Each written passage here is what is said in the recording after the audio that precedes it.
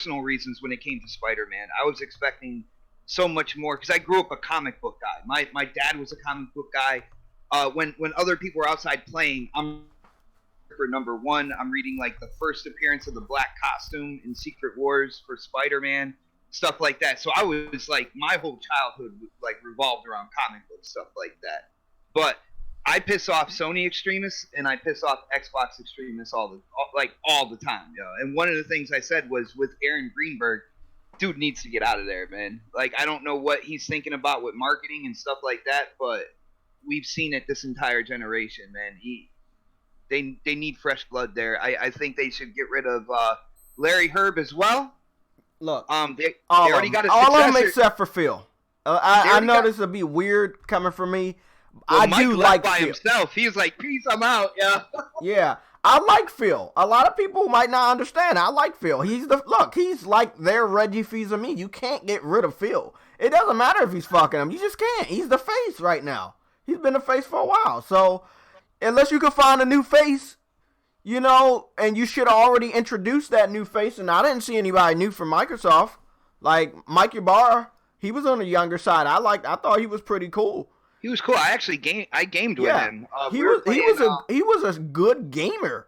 We're playing Overwatch, and dude, and the funny thing is, I know a lot of my friends when they get into a game with somebody like Mikey Barr, they start talking like Xbox and stuff like that. Oh God. Me, I'm a gamer before anything else, so me and him are like setting up strategies for our team in Overwatch, dude.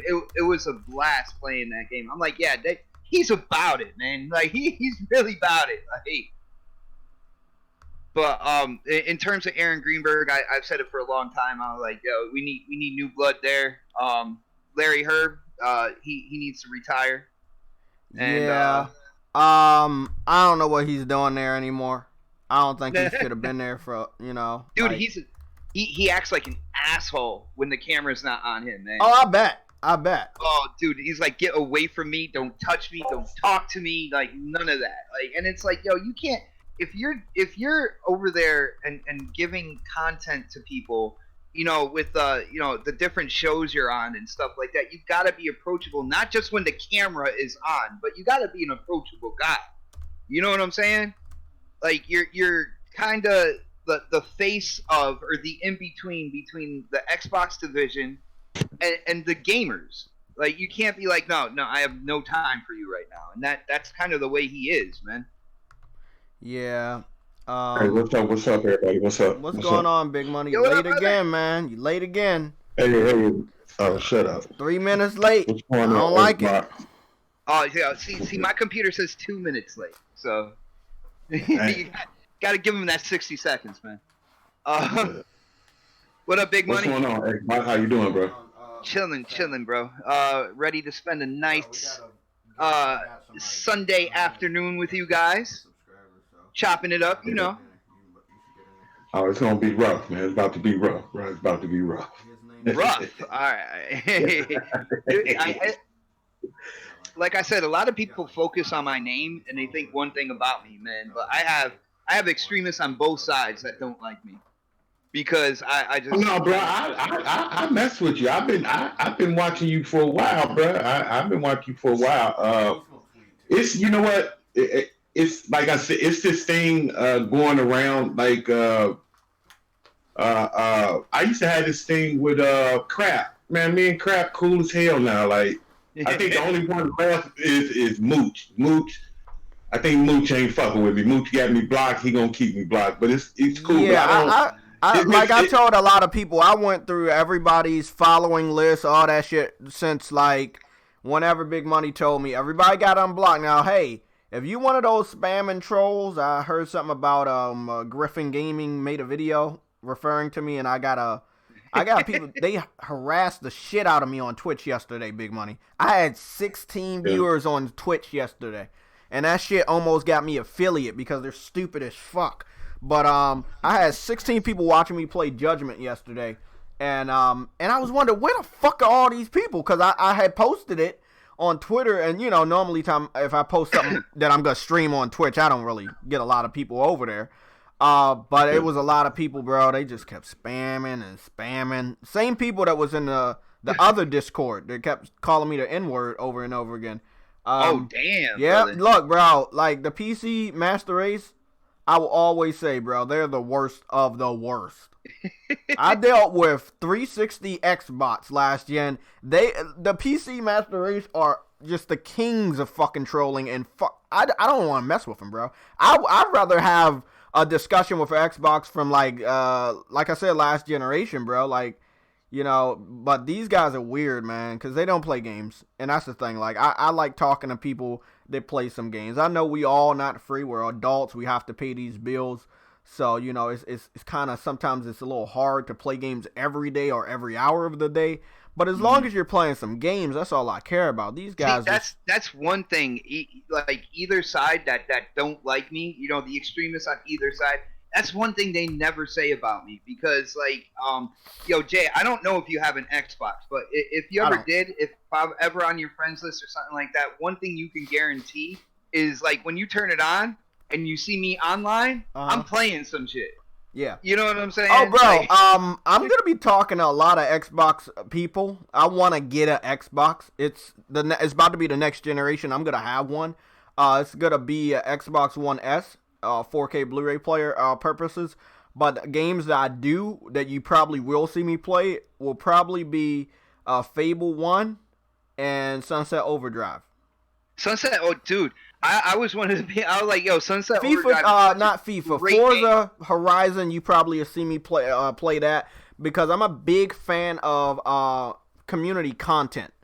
I got started with that in Little Big Planet and what people in different communities can make artistically, you know, like the car skins and shit like that. I love a game that allows you to customize anything. Oh, brother, you got to see some of my car skins in Forza, because they go through, like, you know, anything I made in, like, Forza Motorsport 5, I was able to download through Horizon 2, Horizon 3, Motorsport 6. Like, they keep it all connected. And I came out with some crazy-ass vinyls, dude. Yeah, right when you got in here and I started hearing your voice, I was, like, I guess 20 minutes away from the fourth episode, completing the first episode. The fourth, sorry. Episode of Witcher. I will say right now, if Sam gets off of his account, I'm gonna log into his account and download Witcher from his account. Now, if you go back and look, I had Witcher. I got it day one, Witcher 3. And I posted gameplay, but it wasn't for me. But I'm understanding more. And what I don't like, even for the Xbox side, they should have remastered the whole series. They should have remastered it. That's a great point. That's something I don't hear a lot of people say either. I'm a big believer of, I feel like I'm disrespecting a developer or an author if I jump By not in going through the course. Yeah, exactly, bro. Yeah. Like, if I go see this new Star Wars, I deserve to see it. Why? Because I watched every other Star Wars out there. So did I. You know? Did I. And I watched this last one too, man. Was it good? Is it worth it? Money? Dude, wise? one thing I gotta say is, because J.J. Abrams, you know, came back in for this last one, right? Mm-hmm. And unfortunately, he had to try and fix everything the other director did in the show before it, the movie before it. And I think that hurt it. You know what I'm saying? There's going to be a couple things in there. I'm not going to spoil it for you. There's going to be a couple of things in there. There's a couple twists that when you look at it, you're like, what? Nah, that don't even make sense right now. Mm-hmm. But one thing I will say, the whole dynamic between Kylo and Rey, it completely held that movie together. Okay. You know what I'm saying? Okay. That's cool. What I hate is people disrespect episode 1, 2, and 3. I hate when people do that. Episode 1, 2, and 3 were really, really good. They were good. A lot of people.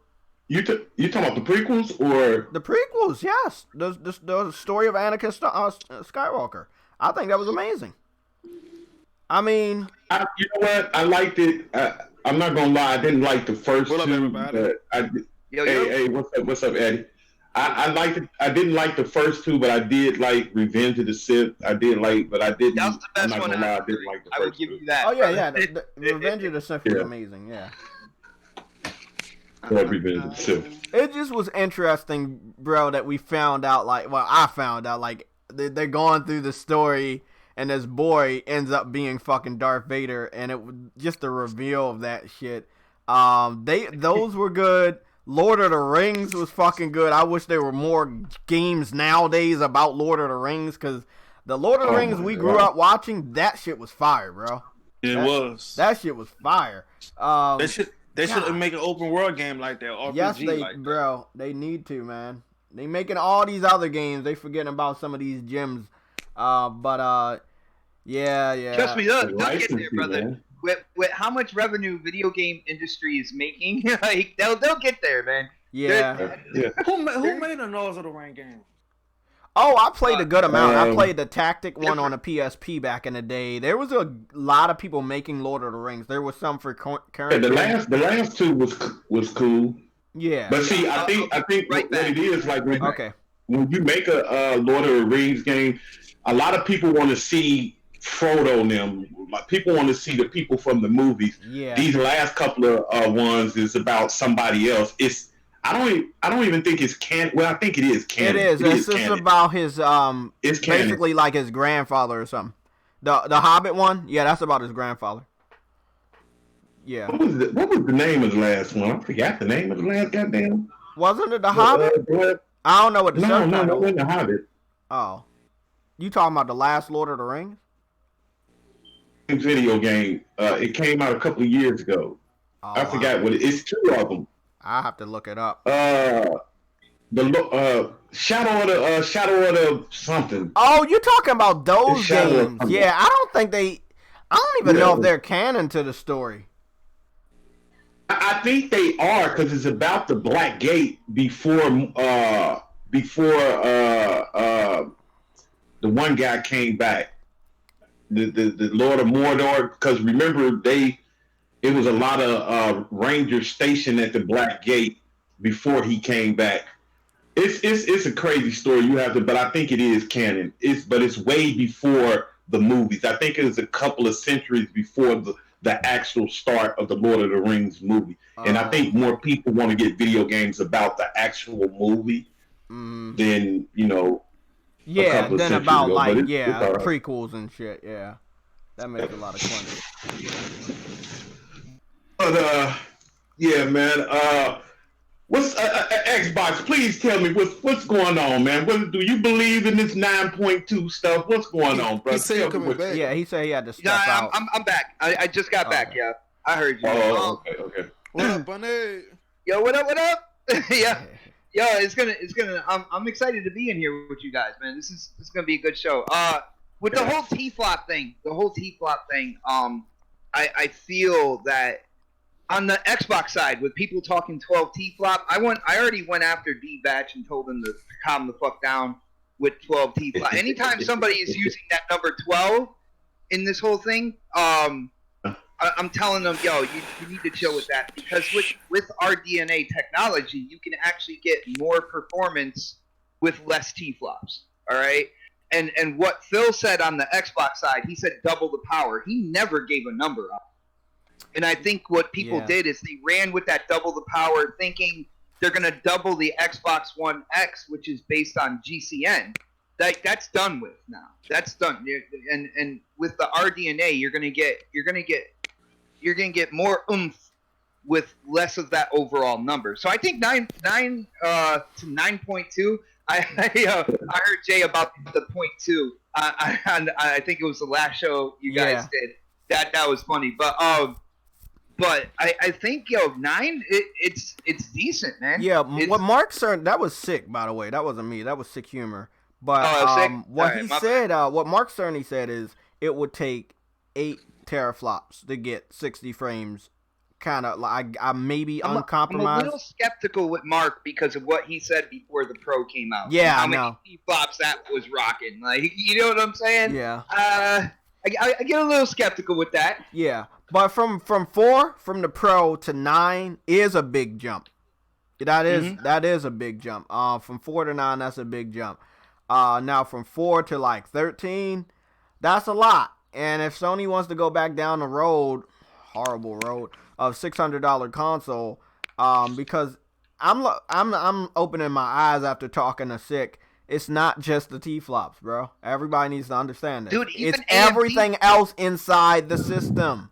You know, even AMD said that about what's coming up from them with their GPUs, their APUs, and stuff like that. Mm-hmm. They said it's not about the overall number, the graphical power of the GPU anymore, because with using RDNA, it is way more efficient, and you're going to be able to get and do more things with less of that overall number on top of you. You know what I'm saying? Yeah. Hey, So right quick, y'all. Yeah. Yeah, right quick, y'all. Ice Queen, Jamar Bates, Stardust. Hey, everybody, Ice Queen. Who else? Ice out Queen's there? here? Yeah, Ice Oh, Queen. Yeah, Ice Queen. Snow Bunny. Hey, what's Hey, up? Snow Bunny. Hey, sweetie. How you doing, Snow Bunny? I'm just saying, what's up to everybody out there in chat? Uncompetitive. What's up, Uncompetitive? Hey, everybody. Thank y'all for coming out and check us out, man. We got a special guest right here. XBot, man. Been following this guy for a while. You said special guest. Got him up in here, man. I started looking around like, where's the special guest at, man? You the special guest today, bro. You the special guest today. Snow Bunny. But, Yeah. Hey, Go ahead, you think you could get that other dude on here, the one you be on broadcast with? you talking about You be on. I forgot. I don't know what his name is. You be on. You Somebody. mean Dart? Yeah, him. Dart? Yeah, he from Xbox. He a Xbox fan too. Then you get him. He, we're next week. I'm not sure because we're taking. We didn't go on last week, and we're not going on this week coming up because of New Year's. So I'll talk to him and see if he's interested next week, and then we'll go from there. That's JayTech. If you know, that's up to What him. up? Who is who you talking about, Eddie? Snow Bunny. Scram Punks, right? Yeah, I'm on Scram Punks. Yeah, on Scram Punk. That's where I know you from. Okay. Yes. Yes. I do nothing. It's all good. You're awesome on that show. Yes. Because I was me. Shout out to my brother Dirt. Oh yeah, I've seen you in chat sometimes, but yeah, that was about it. Yeah, I do nothing. Well, I told Dirt, I was like, yo, if you want me on sometime, just let me know. It's hard to keep track of all the podcasts now. Like there's so many people. You know, if I did that, I would never be able to play a game again. Like every night, every hour, there's another show on. I wouldn't be able to game at all. So like, I have to pick and choose my spots. You know what I'm saying? Yeah, I understand completely because I have to pick and choose which ones I'm on because of my work schedule and everything. If it's something that's set, I could work my schedule around it. But if it's something that's just like, hey, it might be this day, it might be that day, it's hard for me to get on those. And not only that, I'm on like half the shows that are there anyway. Mm-hmm. You can't escape that. So guys, I was just dealing with a leaky tank. So what are you guys dealing with? What are we talking about this week? It's a lot of people talking about like Xbox was saying teraflops, and nobody knows. None of the companies have given a number. So the number that anybody's running around with, it's not true. So if you're claiming, would you like for me to be honest about those numbers? Yeah, you can say whatever you want. You're free. I don't give a shit. Tell me what games you're sending. Exactly. I understand that. And we don't listen.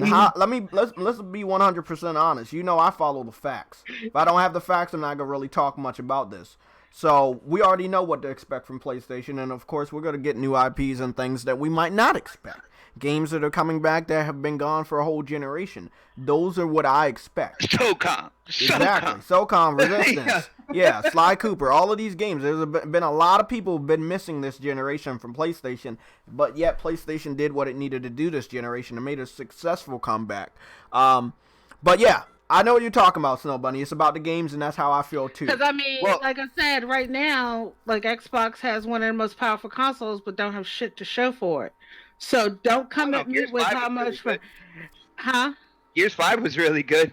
Yeah, but that was what I'm saying is the X was out for 3 years, and the only thing you have to show for it is Gears. Well, Snow. When it comes down to that, one thing I want to say, you guys got to remember, at one point in time, with the horrible launch and what was going on from the horrible launch moving into this generation, and Xbox relying on second-party deals with with Crytek, with Insomniac and stuff like that, and those games for some rhyme or reason not really being supported the way that Xbox thought they were gonna be, which I still feel to this day, Sunset Overdrive was majorly under supported on the Xbox platform. It is a really good game. It's a fun game to get into. At one point in time, Microsoft was thinking about, getting rid of the Xbox division altogether. Yeah, right. Mm-hmm. All right. So Yeah. Phil went in with Satya and convinced him that games are an important part of Microsoft moving forward as well. Now, there was something called the power narrative this generation. I know people want to try to forget about it now, but back then, everybody was talking about power. They're talking about 1080p over 900p and everything like that.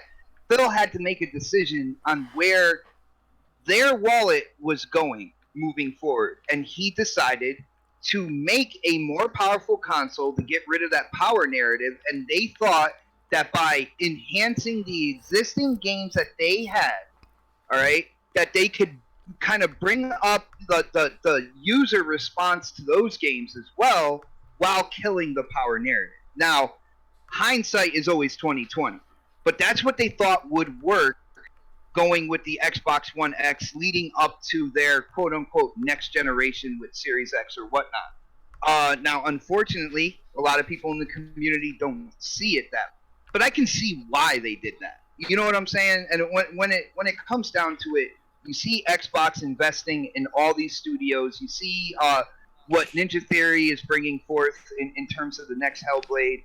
You got to admit, it's the future's looking brighter for Xbox. I mean, yeah, it is looking brighter, but the thing is like we're 4 consoles in, man. Like they've been in the game for 20-something years, Xbox. Now, I'm not taking nothing away from what Xbox is trying to do. The thing is that they waited just a little bit too late to do it. Because this, like I've said this before, this is the only company that I've seen that reinvest in what they did. Like, how can you go from the first Xbox to now the Xbox Series X? That's still confusing to me, by the way. How can you go from that to this and you just now picking up what how many studios did they pick up? Like 13. 9 or 10 of them? Not even 13 studios within the last. Go ahead. I'm sorry. Go ahead. Come in. No, but what you're saying is they're picking up all these studios, but you have to look at you're skipping the 360 days. Now you're talking to somebody who was a diehard 360 fan, okay? 360, they had a bunch of studios making them stuff that was exclusive to Xbox, huh? I say, I mean, good studios too. Okay, and they left all of that behind at the end of the 360. They shut down studios and they're restarting studios. A lot of people like me who didn't get Xbox this gen are looking at it like, well, okay, yeah, you're buying all these studios, but with your track record of having great studios and shutting great studios down, I'm not putting anything into that pot yet until I know what you're bringing to me. I hear you. I was gonna say, Snow, I hear you on that. What great studios, do you feel that they shut down moving into the Xbox One? Into the Xbox One. So, like, I was planning on getting an Xbox One because I wanted the next Fable. I knew you were gonna say Lionhead. I also wanted a follow up to Infinite Undiscovery. Okay. See, I like you going that direction. I like that. Okay, but do you see? Okay, Lost Odyssey was a great game. Was that a first party developer? I'm not sure if it was first or third, think it was it was a second party deal. So but yeah. The thing is if they own the IP, it's been what 6 years since this launch happened. Where are the games from then that they own the IPs to? Like, I think Microsoft Interactive is who did Lost Odyssey. Okay, it's like they was like, okay, screw all these great IPs that helped make us what we were during the 360 days, and let's, like I said, the first when they first announced that Xbox talking about games features, and you can play your cable box on your Xbox. Well, yeah. See, the thing about when they unveiled the Xbox and the Xbox One, and I'm not trying to give them slack here, but I'm going with what they actually said when they before the unveiling. They said that they are going to focus on the hardware, and you're going to see the games at E3. And that's something else that people, when it came to the unveiling, for some rhyme or reason, people want to forget. They literally came out and said that they're focusing on the hardware, what the hardware can do, and you're going to see the games at E3. All right. So I knowing that, reading that, that's the way I went into the unveiling. But when it comes down to it, I mean, you got to look at the leadership at that point in time moving into the Xbox One. The leadership thought it was great that every Kinect should be with every system should have a Kinect in it. All right, you gotta really question the leadership at that point. Moving into this generation, and it got to a point where Microsoft didn't even they weren't even sure if they wanted to keep going with Xbox. All right, so you had the money that would come in for development on games and stuff basically dry up. All right, and then when it comes down to it, Phil, got to be looking at this. Well, our new system is coming out, so in a fairly short time when it comes to the video game industry and their time cycle. They basically just tried to ride it out. Again, I'm not making excuses for them, but I see what they did. You know what I'm saying? That's all I'm saying. Were you impressed? Were you let down by this generation? Because you are an Xbox fan. Were you let down, or did you think this generation was okay? I'm not going to put this generation as the best ever. All right, that's definitely not. But when it comes down to it, I feel like people got overly critical with games that did come out like a couple years back. I was one of the first people going in playing some. When it came to Quantum Break, when that finally released, you know what I'm saying? I was in playing those games as well. I have had fun this generation. It's definitely not like in my top 3 or whatnot. But then again, when it comes down to it, even though my name's XBot, my favorite console all time is the Sega Dreamcast. You see what I'm saying? Like, just because my name's XBot, I'm not just gonna ride everything X. No. Well, I know you're a gamer. I know it. I know it's that thing. Just like people make up this thing about like I said, this thing I had about crap for a long time, like until I met the guy. People only judge people but what they see. They don't know about the behind. Like, people have been saying a lot of stuff about JayTech for a long time, and then I met JayTech, and this is one of the best guys I ever met in my life, man. So people make up stuff about what they see. They don't know the person. They don't know the person. So that's neither here nor there. But the thing I'm saying is, like, I was talking to I think he in the is that Sick Humor TV? Shut up, Sick. He is stupid. God damn it. Hey, I was talking to Sick the other day, right? And we were talking, and I was trying to tell him, he was explaining to me, like, Money, why are you getting the next Xbox? And I was explaining to him, like, bruh, I don't even know why I'm getting the next Xbox, because Xbox didn't prove anything to me this generation.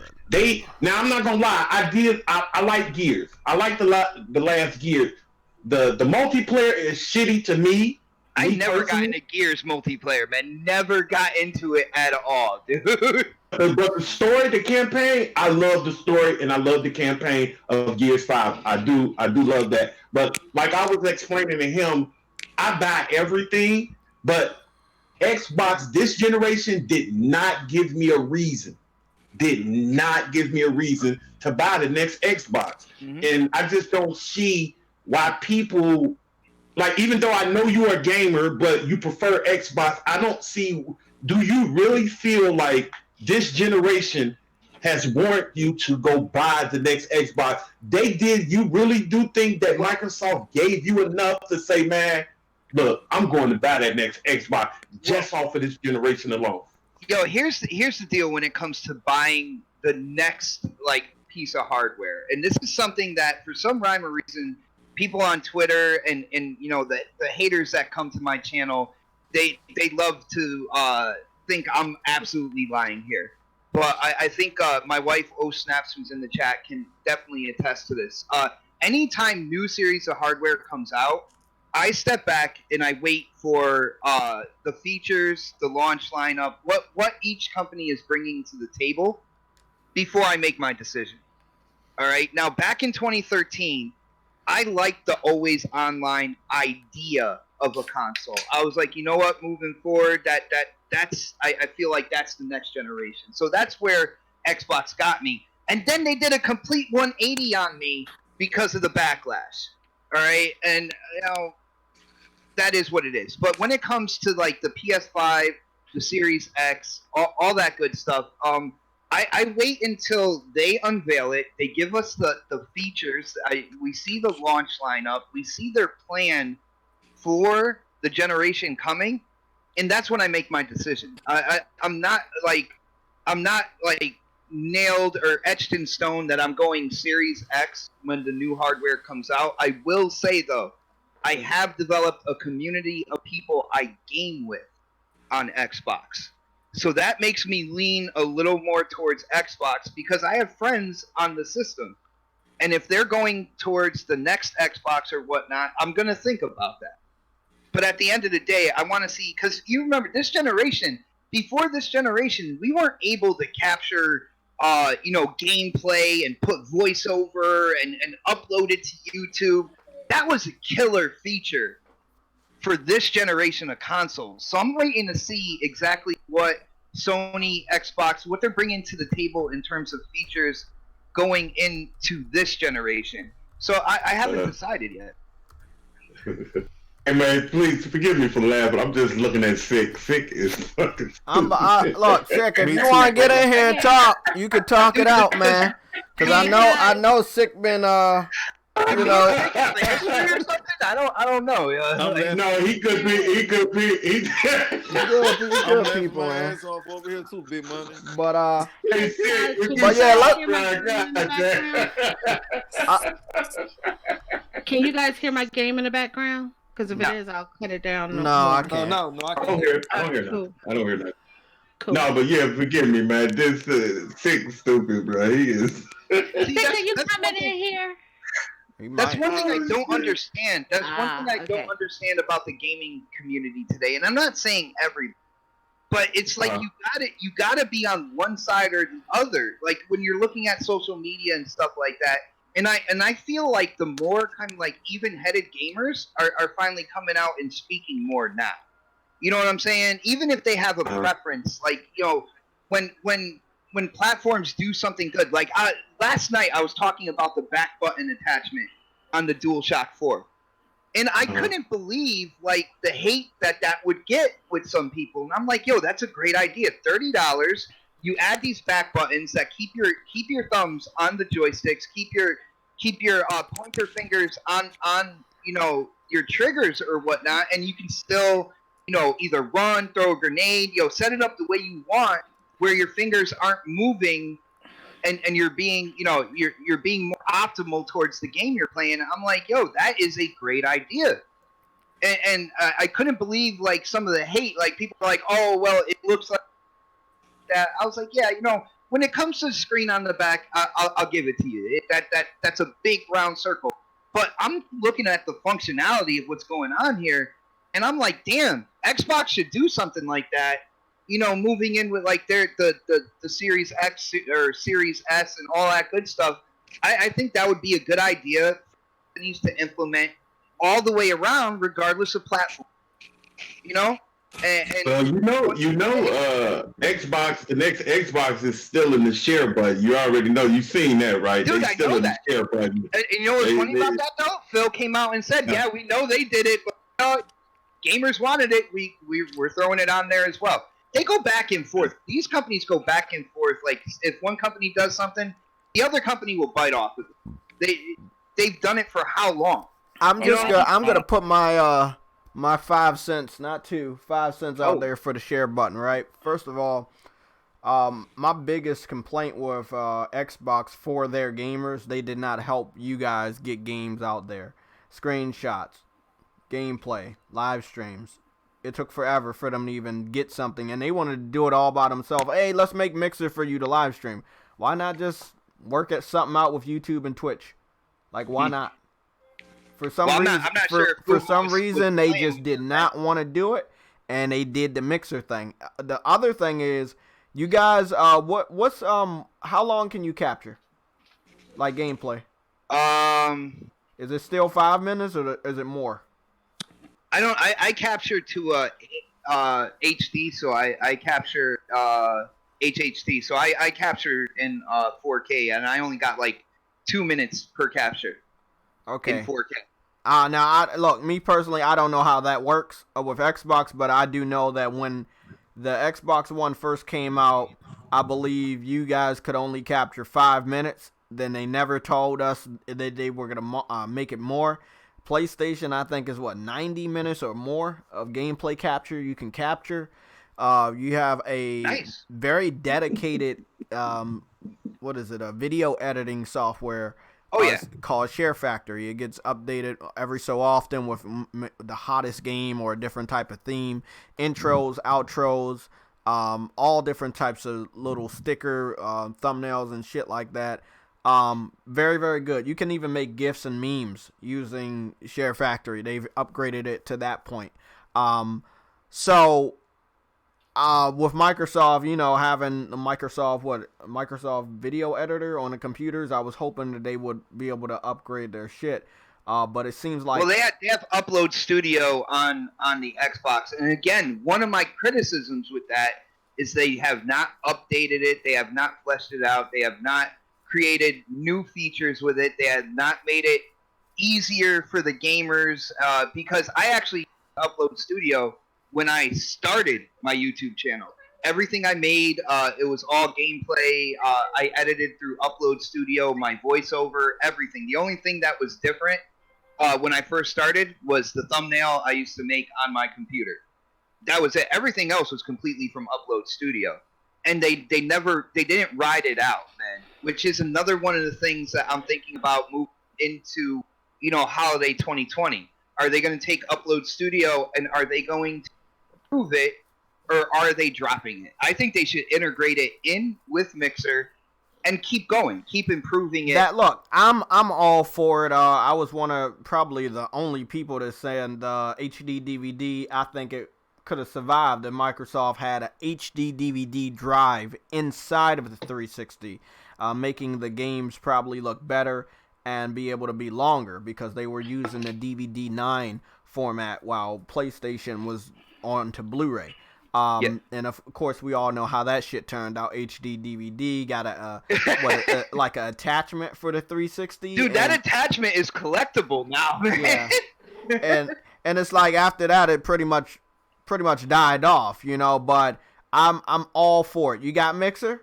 You can, have a Mixer editor or a video editor with Mixer involved. I don't know how you're going to do it, but you can do it. You have the resources, you have the money.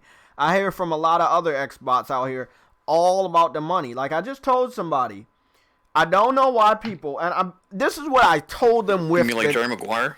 Shut the hell up. This is what I told them with this post, right? Fucking Sam coming out of nowhere. I told them with this post basically that it's a ghost, no bunny. Hellblade sold 1 million, right? Between 2017 and now. That's the only update we ever got from Hellblade, is it sold 1 million on 4 different platforms. Spider-Man did 13 million in 11 months. This is what brought us together, Jay. And look, all I'm saying is if you're going to hype up Hellblade, I hope that you were one of the people that when it did arrive on Xbox in 2018, you went out and paid $30 for the game, because it was $30. It was not a $60 game. It was a $30 game. Sometimes it's still $30. I think it might even be on Game Pass, just like Sunset Overdrive. Not a reason to fucking skip that game. It's not a bad game. There's no reason to skip the game. Everybody's hyping about part 2. A lot of Xbox fans didn't even get the first one. So, you know, I will First say, of all, I don't even know what they hyped about. They did not show any fucking gameplay, man. yeah, they showed the Look, cinematic. look, It's been debunked that it was not even native 4K and it was I not don't know, 30 frames. and forgive So me, that's a Xbox, trailer. for going this way, bro, but I don't see the hype because I do some podcasts with my boy Next Gen sometimes, man, and it just trips me out how post shout up out in to them. Z. Shout out to my brother Z. Yeah, shout out to Z, bro. Like, it kills me how they go hard on that cinematic, man. And I'm trying to let them know, bro, like, that shit, how can you be impressed with that? I cannot see anybody being impressed with that. They didn't show any gameplay whatsoever. How many teasers? How many teasers show gameplay? How many teasers to a game show gameplay? Oh, you're hold on. absolutely right. Days You're Gone absolutely show right. But gameplay. is it something? Yeah, there was a lot of PlayStation teasers to show gameplay this gen. Days Gone was one of them. Horizon Zero Dawn was another one. God of War was another one. Uncharted 4 was one also. So nobody's saying it's a written rule that every teaser should contain cinematics. What all we're saying is if you have the power, cinematics shouldn't be something to hype up a game anymore. If you have the power. Well, even Epic Games came out and said that trailer was running real time engine. All right, now that's not gameplay. That's not gameplay. Exactly. Here's my thing here. That's what pisses me off. Everybody keeps saying that. Oh. No, I'm just gonna say something. Here, for anybody who is using it as a console war argument, I am not down with that. All right, but if people are excited about that, seeing the change in Senua, going from what you gotta remember, we're gamers as well. It's not just about graphics, it's about where are they moving the story forward, and as well. And I feel like people can be excited about that. Like I brought up the fact that she was raising like a dead army. All right, you bring up the fact of how aggressive she is in the trailer in comparison to what she was in the first game, where she was doubting herself. She was more passive, but she had to keep pushing through because of her love for her man. All right, stuff like that. To see the changes that are going on, it might not be graphic, which people have gone out and said like, oh my god, that's like face meltingly good and stuff like that. Me myself, I went more towards the changes that are on the way in terms of in that game environment, like what's going on with Senua, the scope of the land around that small town. I want to know why they showed it like that, because there's usually a meaning behind it in the game. All right, and I'm excited all the way around for that. I'm excited that they're coming out with that. Now, I was one of the people with Hellblade 1. I was skeptical about how that story would end in terms of it being a smaller game. A lot of smaller games that try to aim for a kind of like AAA look, the game just ends on a cliff. It just falls right off a cliff at the end. It's like, yeah, there's your game. Well, you paid $30 for it. That's what you got, right? So I was skeptical about it. And then somebody from the C podcast, Supersonic Station, actually bought me the game. And I streamed it. And I was skeptical when I went in to play the game. And then I started playing it, and I'm like, oh, I like this. Oh my goodness. The voices in the headset, I see what you're talking about here. How the fighting mechanic can be as complex as you want it to be. Like you can definitely hack your way through that. You'll get killed a couple times, but you can definitely, or you can really pay attention to kind of like counteracting what the enemy is doing in front of you. And they sold me on it. The actual me playing the game, even before they announced Hellblade 2, sold me on Hellblade. All right? So and I respect that so much. That's what I respect. I respect what you just said. That you were one of the people that primarily plays on Xbox, that played Part 1 before Part 2 trailer even came out. I respect that. Okay, but when did you get it? Let me ask him this. When did you get it? Did you get it when it first came out? Do you have a PlayStation? Xbox? I did. I got really mad at Spider-Man. Now, I'm not saying you're one of those people, but the thing is, it's like when it first came out on PlayStation, Xbox guys shitted on that game so rarely, and as soon as it came to Xbox, everybody changed their mind over there at Xbox. I'm not saying you're one of those people, but when that game first initially came out, every channel I went to that was an Xbox channel, they shitted on that game. But as soon as that game came to Xbox, everybody changed their mind.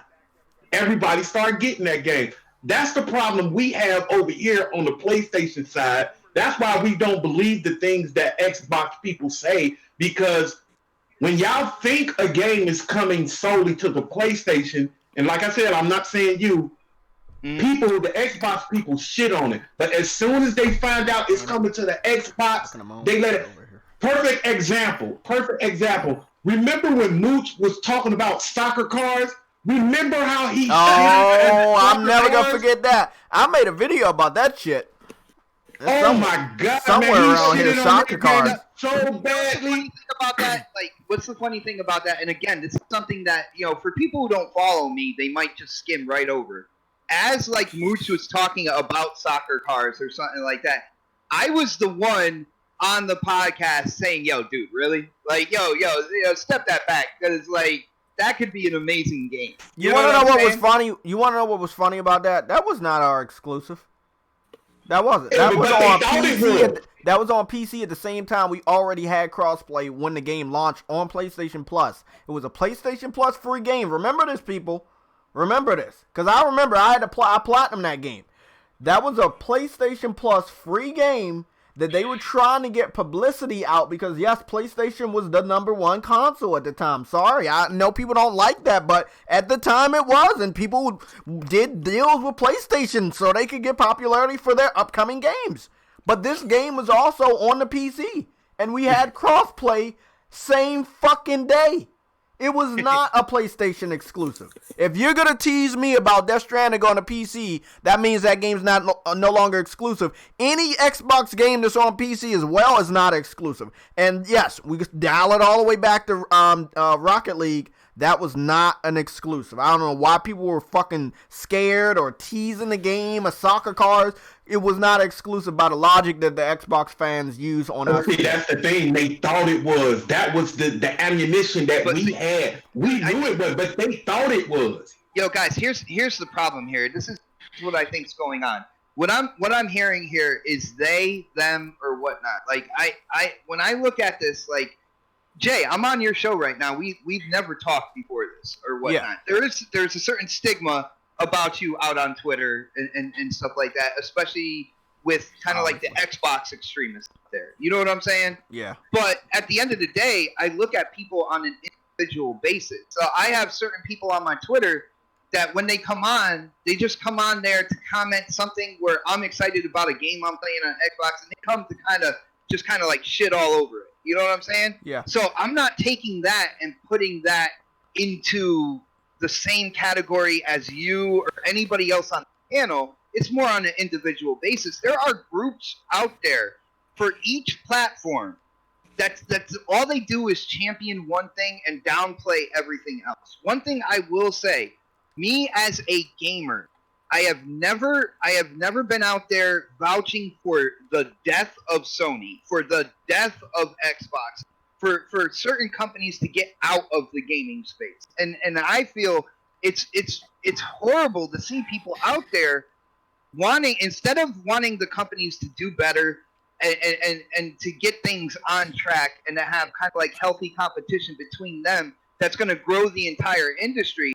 There are people out there, it's like, well, Sony shouldn't even be in the gaming space. Or Xbox shouldn't. I can't wait for them to go bankrupt and stop with Xbox and that or whatever. I think that is absolutely asinine. Yeah, and look, I saw I haven't saw people so angry at another console to say that, but I have saw that the PC community believes, and this is a thought, this is what they believe. They believe that if Sony goes away, all their exclusives for PlayStation 4 automatically go to PC. Listen to this. They automatically go to PC, and then magically the developers will have no home without Sony, so they will just start making the same level of exclusives, again, without financial backing for the PC. Brother, and the funny thing about PC gaming is the PC gamers out there also have to realize you guys need console gaming as well, because in console gaming there are certain tools for optimization. There are certain like tricks of the trade to get the most into your game that are learned while games are being developed on console. All right, which are then brought over to the PC for the people who can't afford the $3,000, $5,000 big gaming rigs, but have a better experience with the game. The PC gaming space and the console gaming space, they go hand in hand. Like, I don't understand why people should go out for the death of this or the death of that. Like, I will never be that gamer, man. By the way, JT, you have a donation. Want me to read it? Oh, yeah, you can read that. Game Over HD, thanks for the $5. He says, we're listening to a fraud that plays Sea of Thieves over everything on PlayStation exclusive is king. Really? Because when I had my PS4, I had a lot playing Resogun. I thought that was an underrated indie game. A lot of fun to play. Yeah. I was playing Ratchet and Clank. God of War 3 Remastered. Dude, I was so addicted yes, to that. I'm about to restart. I beat it on a PS3, of course, but I'm gonna beat it on a PS4 because I have to. I have to. It's so good. Xbox, can I ask you something? You ask me anything, bro. You say you was what was the problem with Spider-Man on the PlayStation? Spider-Man. Now it's a me problem. All right, when it came down to it, because I grew up with, like I said, reading Spider-Man comic books, like really going in on the Spider-Man universe. And when I saw Insomniac was developing this game, when they talked about open world, they talked about crimes, being committed in an open world. Me personally, I was like, yo, the quality developer right here, they're gonna have these crimes, these bank robberies and stuff like that. In my mind, I'm like, they're gonna turn out to be henchmen, other supervillains, making a truly living Spider-Man world. You know what I'm saying? And at the end of the day, like those crimes ended up just being kind of like random things that were done throughout. There wasn't anything. Xbox, you hurt my heart right now, brother. You hurt my heart right now, man. You hurt my heart right now, Xbox. That's some bullshit, Xbox. That's some bullshit. No, that's some bullshit right there, Xbox. Come on, man. Brother, inherently. I'm listening to you. I'm trying to hold on, but I can't take it. I can't take it. Me and you can absolutely disagree, but one thing you gotta remember, because you brought up, it was brought up about Mooch soccer. One thing about Crossfire, as Spider-Man was coming out, I was the one telling Mooch, because remember Mooch with the swing to the left, swing to the right, nothing's different. I was the one on the panel saying, dude, watch your mouth, because this is gonna be hype. It's like this is gonna be, dude, I don't know why you're trying to downplay the game. I was championing Spider-Man before it released. So obviously I put myself out there in the gaming community. I was on the side of that game. Alright? Obviously something within that turned me away from it. Now, it might not have turned you away from it. It might not have turned anybody in the panel or on the chat. I am only voicing my own personal interaction. We know, man. You know what I'm saying? I know. Yeah. Let me ask you a question. Go ahead. Actually, let me say something, man. Go ahead, J-Lo. Yeah, let me ask you something, Xbox. What game? What's up, everybody? What game you hold Xbox? Hold on, J-Love. You gotta step away from the mic, buddy. You're a little bit too loud. You gotta step away from the mic. Dial it back, DMX. Yeah, calm down. We can all hear you, man. We can all hear you. Okay, try again, man. Yeah, he had to go out and go back. Hey, but Xbox, let me ask you something. Like, you like Xbox to a higher level. Yeah, somebody asked you about, can you tell them about Sea of Thieves in the beginning? Like, when you played it, was it good? Like, what did you I'm say? trying to find, do you like Sea of Thieves over Spider-Man? You think you would take that game over Spider-Man? I never thought about taking, like, that game over that game or anything like that. Do you like that game better than you like Spider-Man? You're taking too long. That means you do. No, God damn it, That's illegal. No, like, I never really That's thought of illegal. it. Brother, I never really You thought never about thought that. about it like that. No, so like you Yeah, gotta give a chance to like really. I feel Xbox dudes hold PlayStation games to a higher standard than their own console and brand of games because they always talking about games that are not to their quality, but Xbox games are really like dog shit. Hold on. They're the worst of the Where world, you man. at, bro? Come J-Love, on, where you J-Love. at, man? I'm driving. You gotta calm Oh, yeah, down, that's what it bro, is. That's or what it you is. gotta Yeah. lower your No, audio. he driving. Say as Yeah, your one words thing, they no, just sound crazy, I J-Lo. heard what he said, and one thing I have to say, he said, they. I am not going to sign checks for other people. All right? I am going to talk about my own personal opinion and what I think about certain games. I'm not going to sit here and try to sign checks for the rest of the YouTubing Xbox community or anything. But Xbox, what did I tell you when you got on? I said it's gonna be you the only. Well, we got one. Snow Bunny. She is a Nintendo. She's a Nintendo pretty lady. The rest of us are PlayStation guys. Man, we gonna eat your ass up. What the hell are you talking? You gonna have to take it, man. You gotta take it, Xbox. Take one for the team, brother. You gonna have to take one for the team, Xbox. That's the problem with what's going on now.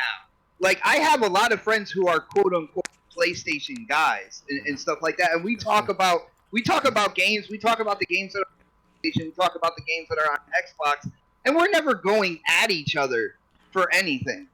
All right, don't think of it. Don't the Xbox. Don't think that this is a show. I'm gonna stay calm, brother. Like, that's the way I am. Yeah, no. Look, the first thing I want you to first, this is a show, man. We here to entertain the people, man. Don't never take anything I'm saying like for face value, like I'm really coming at you. Well, I'm just trying to make the show fun so people come in and look. It's part of his entertainment, bro. So. Don't take nothing serious. Don't take nothing too serious. First of all, I just want to say I haven't been talking because I'm like 5% XBot. A lot of people don't know that. But I just want to say, bro, like you talking to big money, bro. You talking to big money. This is a guy that eats cat food when you're not looking, and you know. It's just it is. Look, the reason why I don't talk is because I have two favorite games on Xbox. A lot of people already know that. Oh, yo, that's if I Fable can, yo, 1. shout out to Brap. I got two games too, though. Who's that? Hey man, what'd you say, Xbox? Oh, Basement Arcade, Radio Arcade. I saw him around Twitter. What's going on? My bad, yo. What did you say? No, Xbox. What did you say? I just said shout out to Brap, man. That's all. But go ahead with Fable. Let's go. I love Fable 1 and I love Crackdown 1. And I think that they had a good amount of RPGs, Japanese RPGs, of course, on a 360. That I just think that they could have, even if the gamers didn't want it, you should have still forced it upon them until they liked it. Okay, here we go. This is the history of Monster Hunter. I'm gonna cut it real short. Monster Hunter launched on PS2, wasn't a hit. Capcom relaunched 1 and 2 again on the PSP. It was more of a hit in the United States, but not enough to their standards. They kept it handheld. They didn't bring it back to console until with the Wii. Then they were like, oh, well, it's not good on the Wii anymore. Let's try to put it back on their handheld with the 3DS. Kept it on the 3DS. They put like a remaster of 1 or 2 different Monster Hunters on the Switch. Where do they go? Back to consoles. Xbox, PS4. Guess what happened to Monster Hunter? It went mainstream for the first time ever on consoles. You're preaching to the choir. But all I'm saying, man, sometimes you don't know how good something is until a developer keeps pushing. They never actually killed Monster Hunter. It just went to other areas. You know? I think somebody else is going to chime in. So I was going to say, you got to remember one thing also about Monster Hunter. They changed the format for Monster Hunter when they brought it back to PC and to PlayStation 4. So that right there made it also easier to go mainstream because they gave I agree. But I got back on it. I was hyped for it because it was coming back to where I used to play on PlayStation. Exactly. Yeah. I know it's a little bit more different, a little bit more casualized. But sometimes you got to make those sacrifices, and that's all I'm saying. Exactly. Fable should have never went away permanently. You know, Crackdown shouldn't have went away for so long. What the fuck? Why did Crackdown need to go away for almost the whole fucking generation? What? It came out, 3 came out, the beginning of this year? The last year of the generation. Literally, the last full year of the generation, that's when Crackdown comes out. We were seeing teasers of Crackdown for 4 years. With Crackdown, they were, I know, they changed it multiple times. They were like, we need to delay this again, and then they didn't. XBot. Can't do that. XBot. Yo, what up, brother? So you never championed for the Xbox brand? You never championed for it, saying all these hot games, like all these games you've been championing for, these cartoon games, you never championed for Xbox, even though they had dog shit games? You never championed for Well, see, first off, dog shit games is your opinion. Absolutely, it is my opinion. Yeah, it is my opinion. But when you champion games like Frog, what's the freak is the name? Battletoads, and you say Spider-Man, that kind of has me scratch my head a little bit. You know what I'm saying? Like, yo, this dude is like my Trump, my nigga too. That whole game, thing, my Trump, my nigga. That game too. That whole thing right there is like where people were going out and attacking cartoony games, and I'm like, well, but you gotta understand. Something. PlayStation been doing that. Battletoads. PlayStation been doing that since the inception of the PS1 and 2. So we've been doing games like that. But what happens is that now you are now champion for these games because Xbox has nothing to show for but these games. So when we put out something like Spider-Man, I never said anything bad about PlayStation with cartoony games at all, ever. Of course, because you can't because PlayStation created that atmosphere what we have. Obviously, I like the fact that they had cartoony games going from the PlayStation 1. And what I'm saying is now, what was going on here is... But you gotta remember, Xbox ain't getting a game like that. Their perception is not like that. They didn't come into the industry, they didn't throw their hat in the ring like that. When you was champion you was champion Halo, Gears. You wasn't champion Battletoads. So now it's like, all of a sudden, we get these games that I consider dog shit. Obvious. Now we're saying, oh, Battletoads. But remember, Xbox didn't get into the industry like that. Brother, because you're just going to get tired and then you're going to let me. No, I'm not yelling. I'm just trying. I'm thinking you can't hear me. My bad. No, we all can hear you, J-Love, man. You can lower your voice, man. Let me answer this real quick. If you have absolutely followed me in terms of my content, one of my favorite games was Viva Pinata. All right? I got into Banjo-Kazooie, Nuts and Bolts, stuff like that. So that's there good were shit right there. I respect that. Yeah, I respect that. Those are some good games that are very colorful. Like you know. Where is Viva Pinata for this gen? That's what I'm saying. A lot of people's games went away. It's not just PlayStation. It's not just Xbox. I think all the big three, Nintendo included, there are a lot of people that didn't come back. I told people about this all the time in the history books. There was no Metroid game for the N64. It skipped that generation. So I'm hoping everybody can give some of these game franchises a chance next generation. If they took a little bit of a break this gen, you bring them back. People gonna miss them. Look what happened with Monster Hunter. Bro, there's so many people that never played Monster Hunter ever. That shit sold 10 million on 2 major consoles. That's crazy. So you never know what people gonna like until you give it to them again. That's all I'm saying. It don't matter if it's colorful. And that's why I was saying Sunset Overdrive needed a sequel. All right, and unfortunately, for some rhyme or reason, Xbox never signed off on it. And now, you know, if a sequel does come along, it's going to be on PlayStation. Yeah. Which is awesome. At least a sequel will come out. Yeah. You know what I'm saying? Because at that point in time, huh? Why do you think? Why do I think? Well, because they know they can make that money. Why that Xbox didn't sign off on this? Because when it comes down to it, it was under supported by the community. That's exactly why you know, when it comes down to it, Microsoft as a corporation, they look at active numbers a lot. You know, whether it's the Surface, whether it's Windows and stuff like that, they have this whole number analyzing thing that they swear by. All right, and in their eyes, it was undersupported. And I actually feel like it was undersupported because at the time of its release, you know what the biggest thing about that game was? What? 900p, brother. 900p was the biggest thing. That was what everybody was talking about on social media. They weren't talking about the humor in the game. They weren't talking about the ingenuity of not being able to just walk on the ground and shoot all your enemies. That you had to be like, wall running. You had to be grinding on the power lines, bouncing off of cars, stuff like that. The uniqueness of the weapons, which Insomniac is known for, with Ratchet and Clank, none of that stuff, none of that gaming stuff was really talked about, and it was all about overall resolution. So you think that was the reason? So you think that was the reason the sales have failed? I think when it comes down to it, people in the community listening to all that, and then like I had people asking me, "Yo, like, is that game good? Because it's 900p." Like in like messages on Xbox and on Twitter and stuff like that, and I'm like, really? Like, resolution is one of the at that point in time was one of the very last things that developers thought about when creating their game. So I'm like, yo, so overall resolution 900p, that would make you question if the game was good.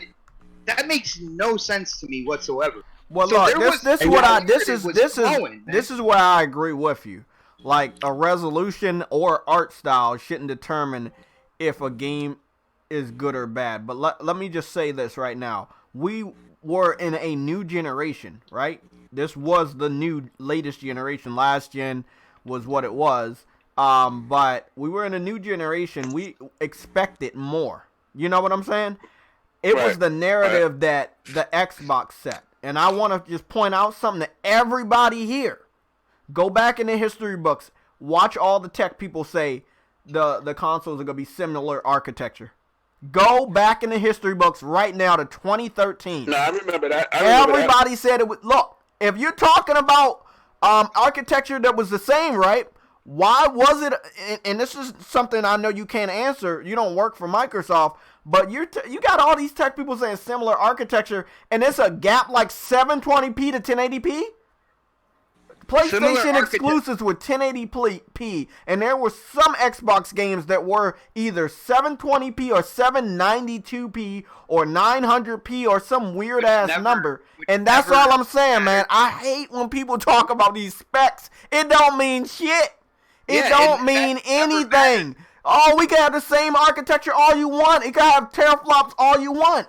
That shit didn't change anything. Well, no, the T-flops at that point in time, like before the reveal, and Red Gaming Tech was coming out and talking about the power difference, and all that good stuff. And what it came down to, memory.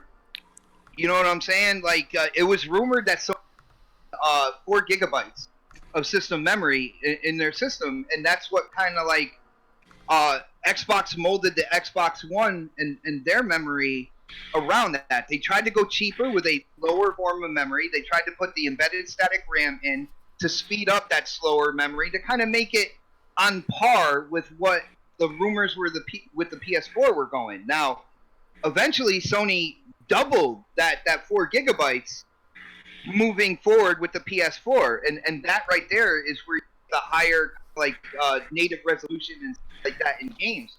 But at the end of the day, I always try to tell people, like, resolution and graphics are two totally different things.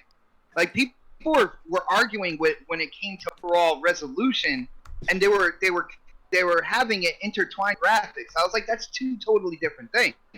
When it comes down to it. Xbox. I'm sorry, give me like 2 seconds. Hey, yeah, no problem. Thanks to we got like close to 73 people up in here, man. Thank y'all for coming out. Hit that like button. Go ahead, Xbox. I'm sorry.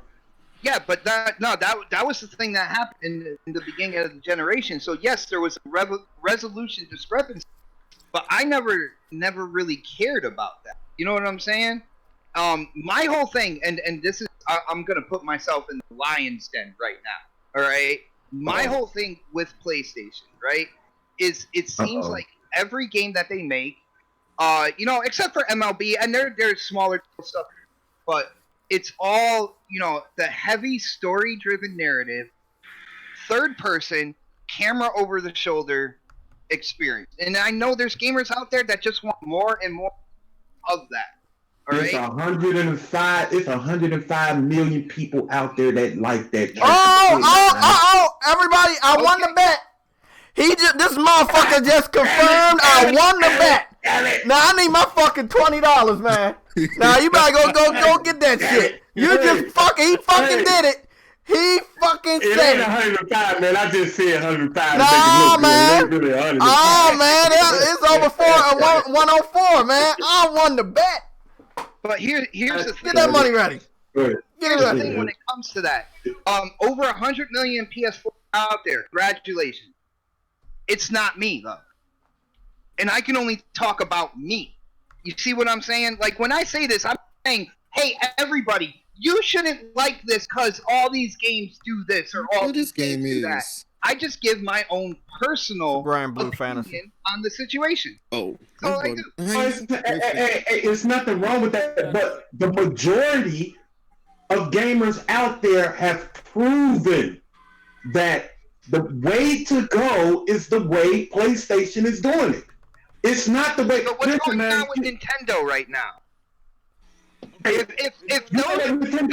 let me be honest, Xbox. Zelda is a third person game. Mario and Zelda are both third person games. Okay, so like I don't know why the Xbox fan base or you bring up the camera angle. The camera angle could be anything it wants to be. But if you're talking about like the story driven AAA quality, hey bro, that like Big Money is saying, that's what people want. They want big adventures. People want, bro. They want first party games. That's what Microsoft cannot give us that, bro. Xbox. That's why people listen. Do you know the attach rate to the Sony PlayStation 4? It's usually all through history. It's been no higher than 3 point something. The PS4 is up to 9 point something. The attach rate, that's fucking insane, bro. Awesome. That's letting you know, bro, that people agree what majority of gamers agree what PlayStation is doing. I think that their deals with third party when it comes to like the Destiny and the marketing and what they had in the beginning in terms of content or the Call of Duty agreement between Sony. Oh, listen. To do with it, yeah. Because Xbox, don't get me wrong, man. A lot of that has to do with it. But what got them to 105 million is their first. Hold on, Big Money. Big Money. We got another donation from Frostbite. Is this new? Oh, shout out. Shout out to Frostbite. 10 euros, I believe that is. And then we got another. Hey, Son of Sam, you can read this shit? We got another. We got a 666 donation from Lucifer. Xbox has. I got you on the Frostbite slash. Yeah, you go read them.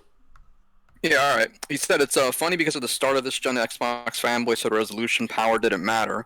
Now, since the X came out 2 years ago and the Series X specs rumors, they care about performance resolution again. And Lucifer said Xbox has. Can I do my call out real quick? Battletoads. Oh, hell. That's fucking game of the year. Game of the fucking year, right there. So, cut that out. Can I ask him something?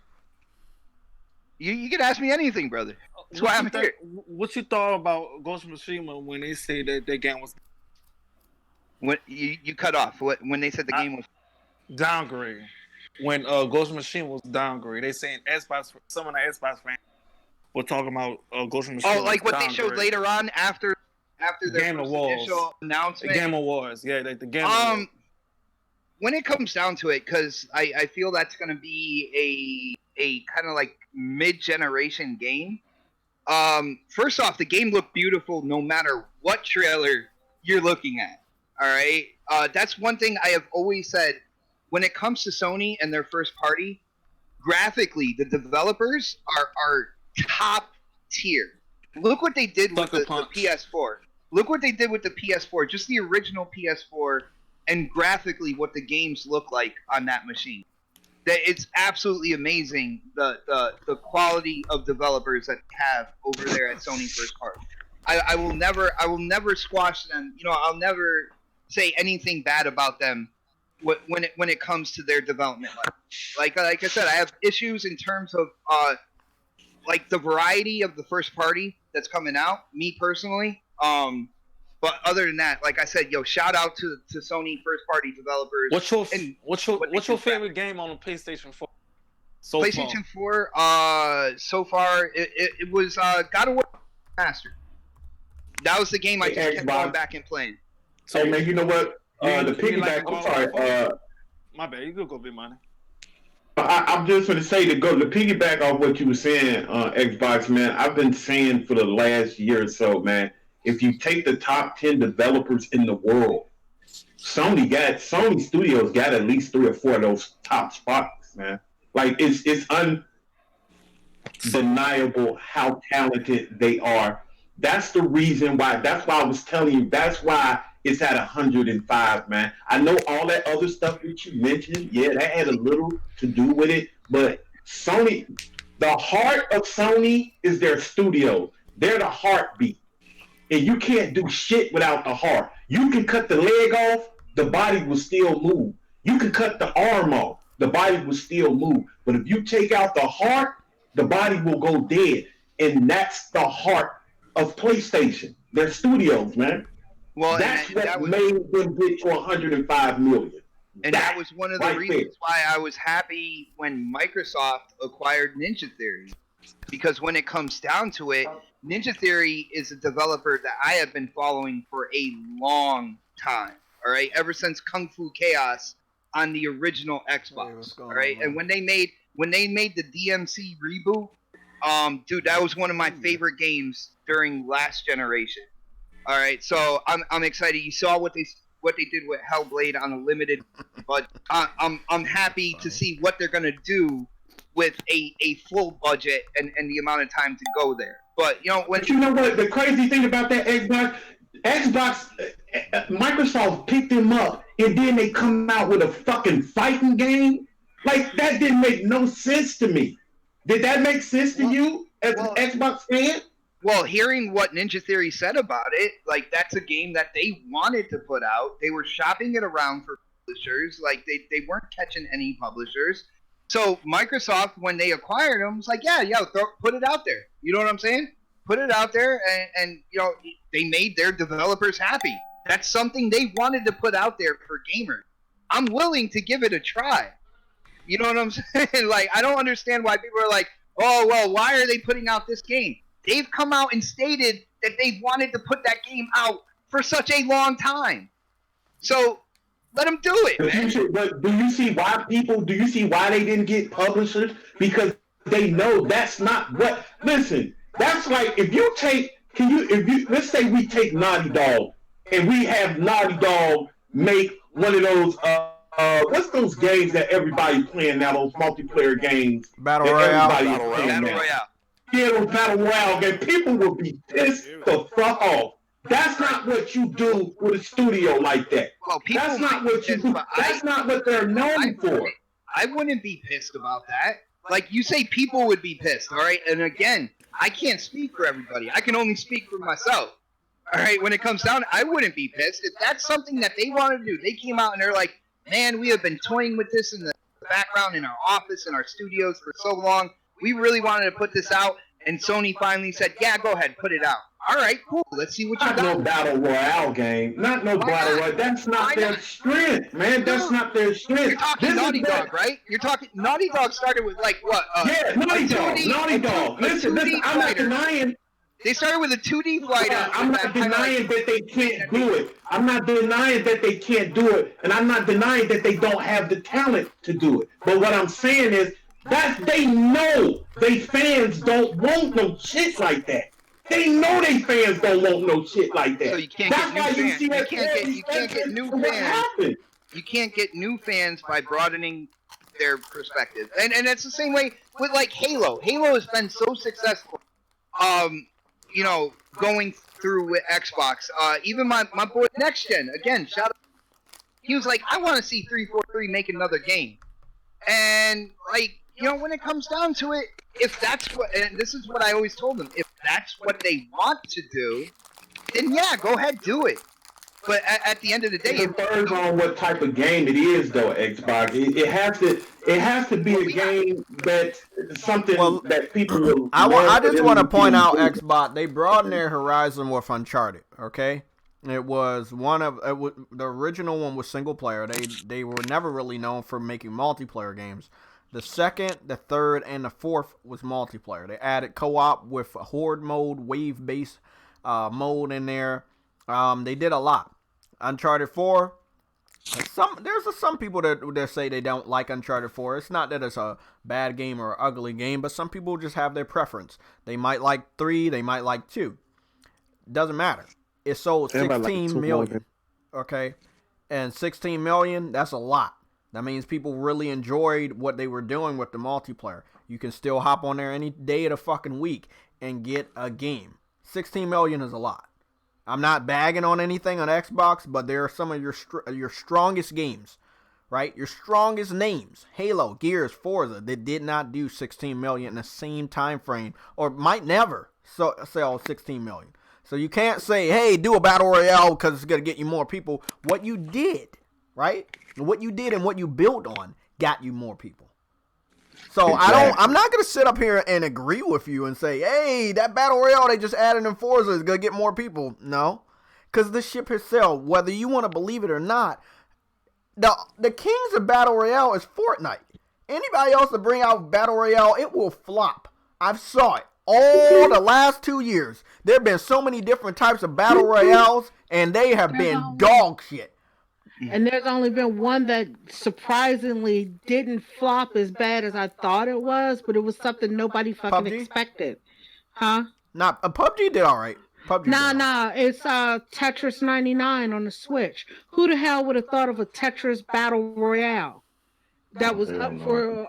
Yo, that game's addicting as all hell. No, but what I'm saying is that's like the only battle royale that I've heard that's totally different from every other battle royale that came out because they all follow the same model. Yeah, I agree. I know what you're talking about. Yeah, I understand. Well, the Eliminator in Forza is different from Royale because it's a race battle royale, which is like you look at that and you kind of scratch your head like, what the hell were you thinking? And I played it a few times, and it's fun to play. It's really fun to play. All I care about with that is Phil Spencer said they weren't going to do Battle Royale. No, he said that they weren't going to do it unless there's like it's something that makes it truly unique, is what he said. He didn't say we're not making Battle Royale. He was like, well, we're not basically. He doesn't want to do something that everybody else is doing. If there's something that goes across his desk that's truly unique when it comes to a battle royale, then then that's on the table, all right? And that's exactly what happened with Eliminator. So you think that's gonna get more people to buy the game this late? I didn't say that. No, I'm just saying, like, that was one of your examples for Naughty Dog. Maybe they should try something different. Maybe Battle Royale came out. Well, no, that was actually presented to me. Like, if they did a Battle Royale, he was like, well, people would be upset about it. It's like, well, yeah, people would be upset. Me, personally, I wouldn't. And that's the way I look at these. I look at things with my personal opinion. When it back earlier in the show when it's like, well, 105 million, I'm like, well, congratulations. That's not me though.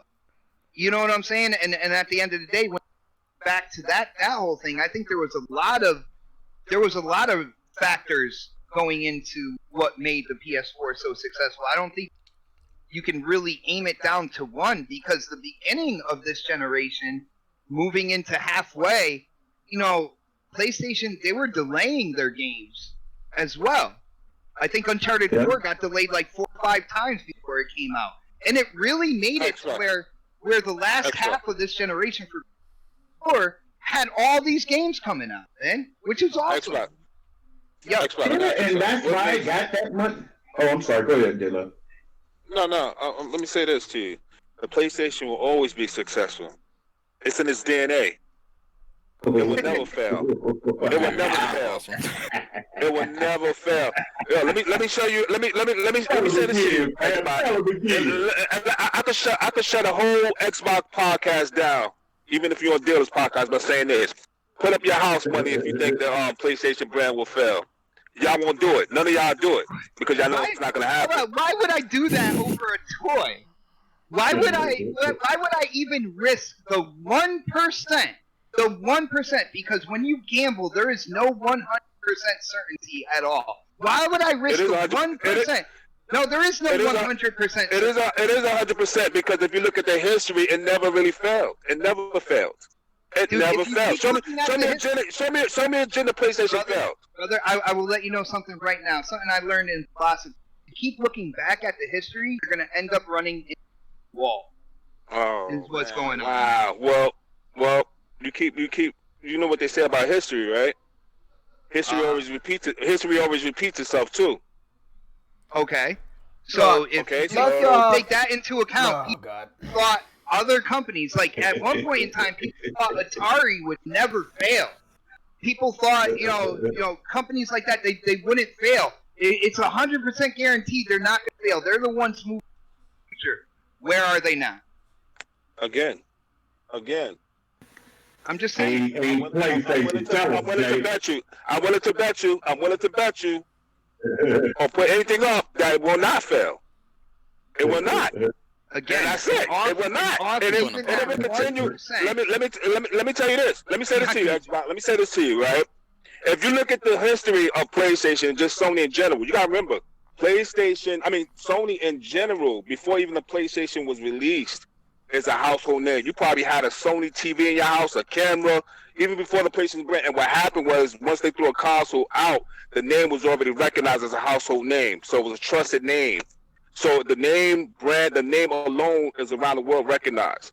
What happens is that y'all made it into a console war because Microsoft threw the hat in the ring. Y'all support American products that's made in China. Y'all made it into it. So you're basically putting, again, first off, you're grouping me up with other people I don't share. Of course I'm putting you in because you got a name like XBot448, and when the gen started, you was participating in it.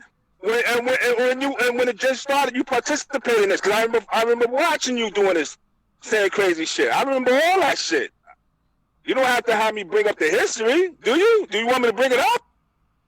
No, I mean, you got to take the brunt of it, bro. You the only Xbox here, bro. Yeah, you participated in it. When I first started, that's gen.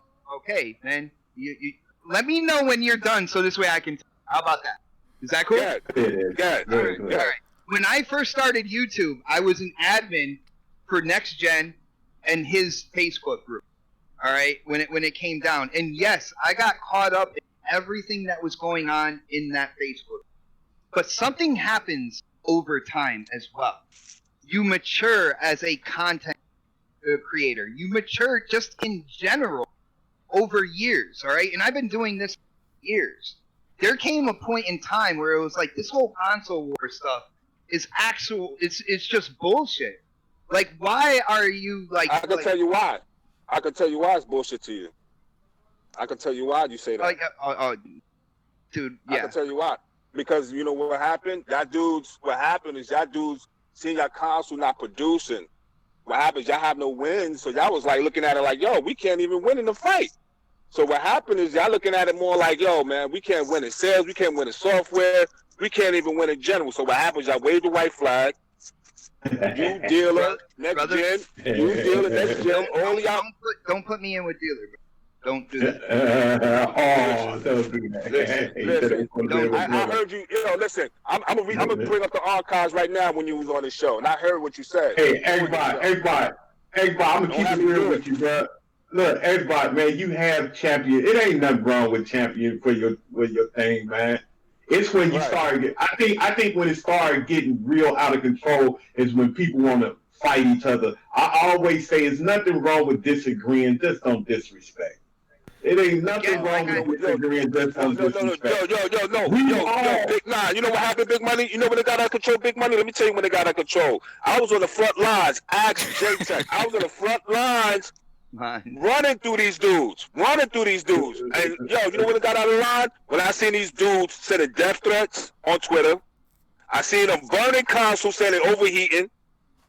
And I seen these dudes urinate on PS4s. That's why I said, yo, these motherfuckers. That's why I said these dudes are fucking. These Xbox dudes is out of their control, man. Reaper. Oh my goodness, man. Oh, it's not true, Xbox? It's true, bro. I'm gonna say, bro, I love the Xbox community, and that shit was hilarious back then. But Xbox, there was a lot of people. That's not true. There's a lot of crazy shit going on in the beginning. When you got your boy saying I hope Sony dies. When you got your boy saying I hope Sony dies, I'm like, yo, what the fuck? Who's saying shit like that, man? Check this out. Did you have that same energy?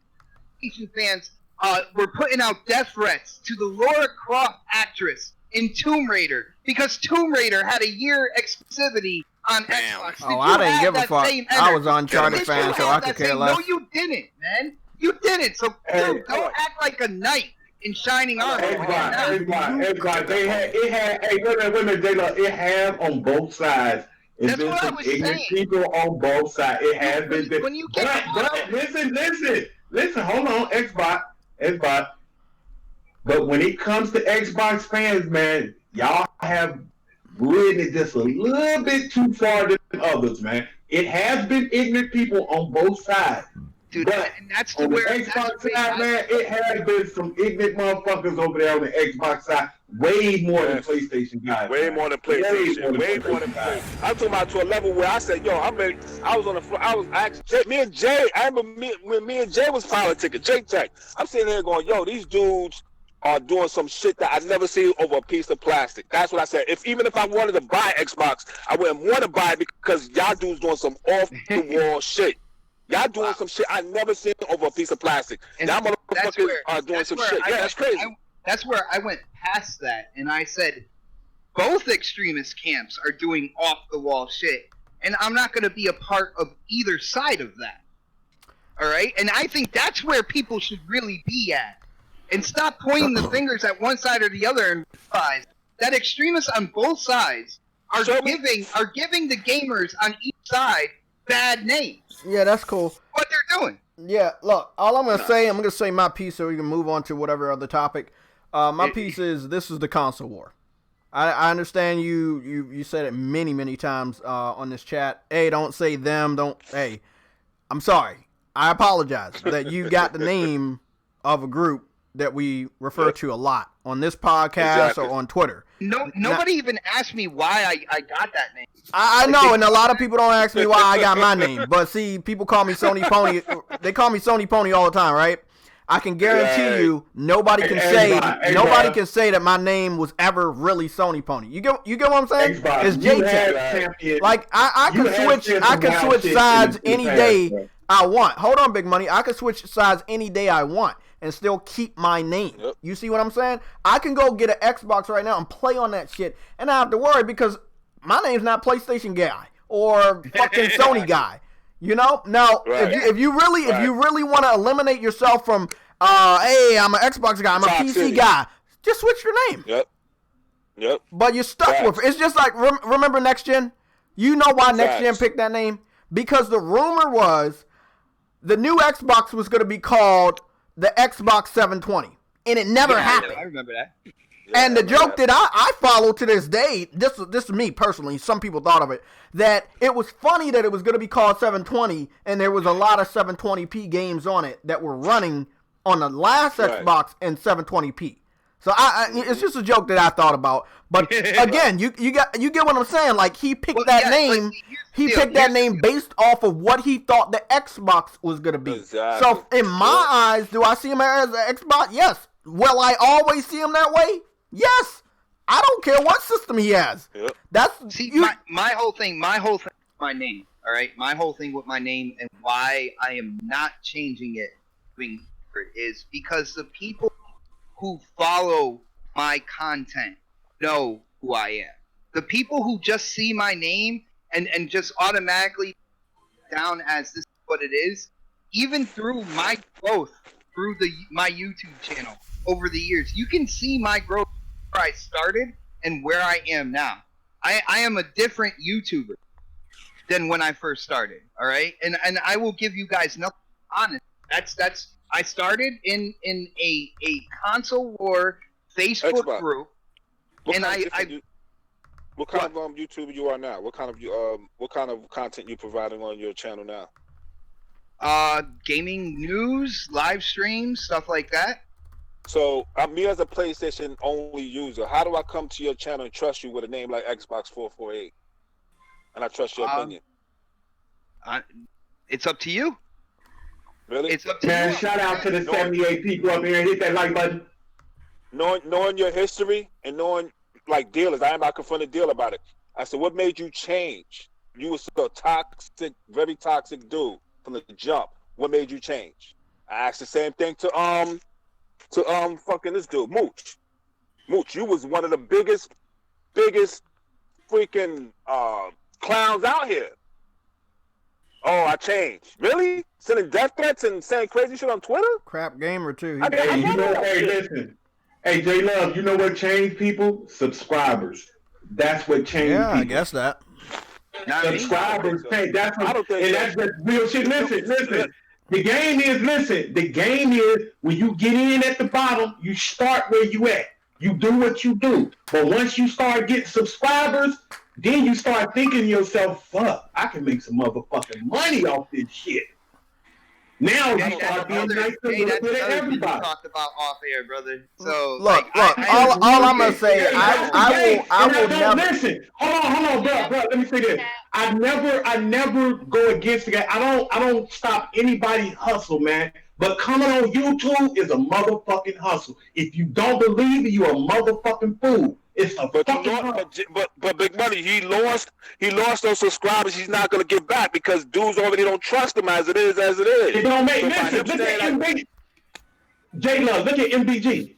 He was straight Xbox. Look at him now. Look at all those subscribers. It's a game, bro. It's a okay. Hold on. We got a super chat. A game over HD. Bot need to get worked. No one in coming hard enough. Nobody is coming hard enough. Look, bro. I know you guys want him on here to be crucified. All I'm gonna say is what Big Money is just saying. Well, Big Money, you need to understand what J Love is saying. Muscle bound gamer, right? That means he's a muscle bound gamer, right? Yeah, but a crap gamer. That means I guess he's a crappy gamer. But I can't say if I didn't participate in any of the console wars last gen or this gen, I wasn't in deep into the community, I can't say that, hey bro, that's an Xbox dude. I can't say that from his name. That's what J Love is saying. You can change all you fucking want. JayTech, myself, I could be any type of tech game channel I want.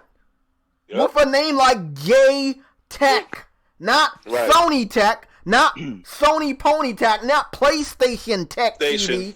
You see what I'm saying? It's JayTech I'm talking about, look, JayTech, I'm talking about the part when he asked him, why do you think people change? Why do you think MBG changed from his? I'm telling you, I think he's talking more about. I think he's talking about. It's not the subscribers, bro. It's about who is winning right now, and who is winning is PlayStation. Thank you. That's what I was gonna say, Jay. Right there. That's what I was gonna say right there, nigga. Like people, look, big money. Let's be honest. Let's hold on, Eddie. Let me be honest. You wanna know why Harday has respect for me? He said it multiple times. When shit was going down last gen, I didn't switch over. I did not switch over to the Xbox because every fanboy looked like they were just hated PlayStation. And the people that had a PlayStation was so secretive about it, they didn't even want to make YouTube videos last gen. I didn't switch over. That's why he respects me. Thank you, Jay. I'm gonna be honest. If I was an Xbox guy, different things. Hold on, man. Hold on. I know you're talking about different things. I'm trying to let you see what J Love was trying to get out of Xbox. If you're an Xbox guy, eliminate the subscribers, because it's never been like that for me. If it was, I would have sold out. You know it. Right. Okay? It has never been that way. Hey, everybody going to build a PC? Oh, man, let me build a PC. No, I didn't do that. Everybody going to Xbox because the Gears looks good? No, I didn't fucking do that, right? PlayStation's where I'm gaming at.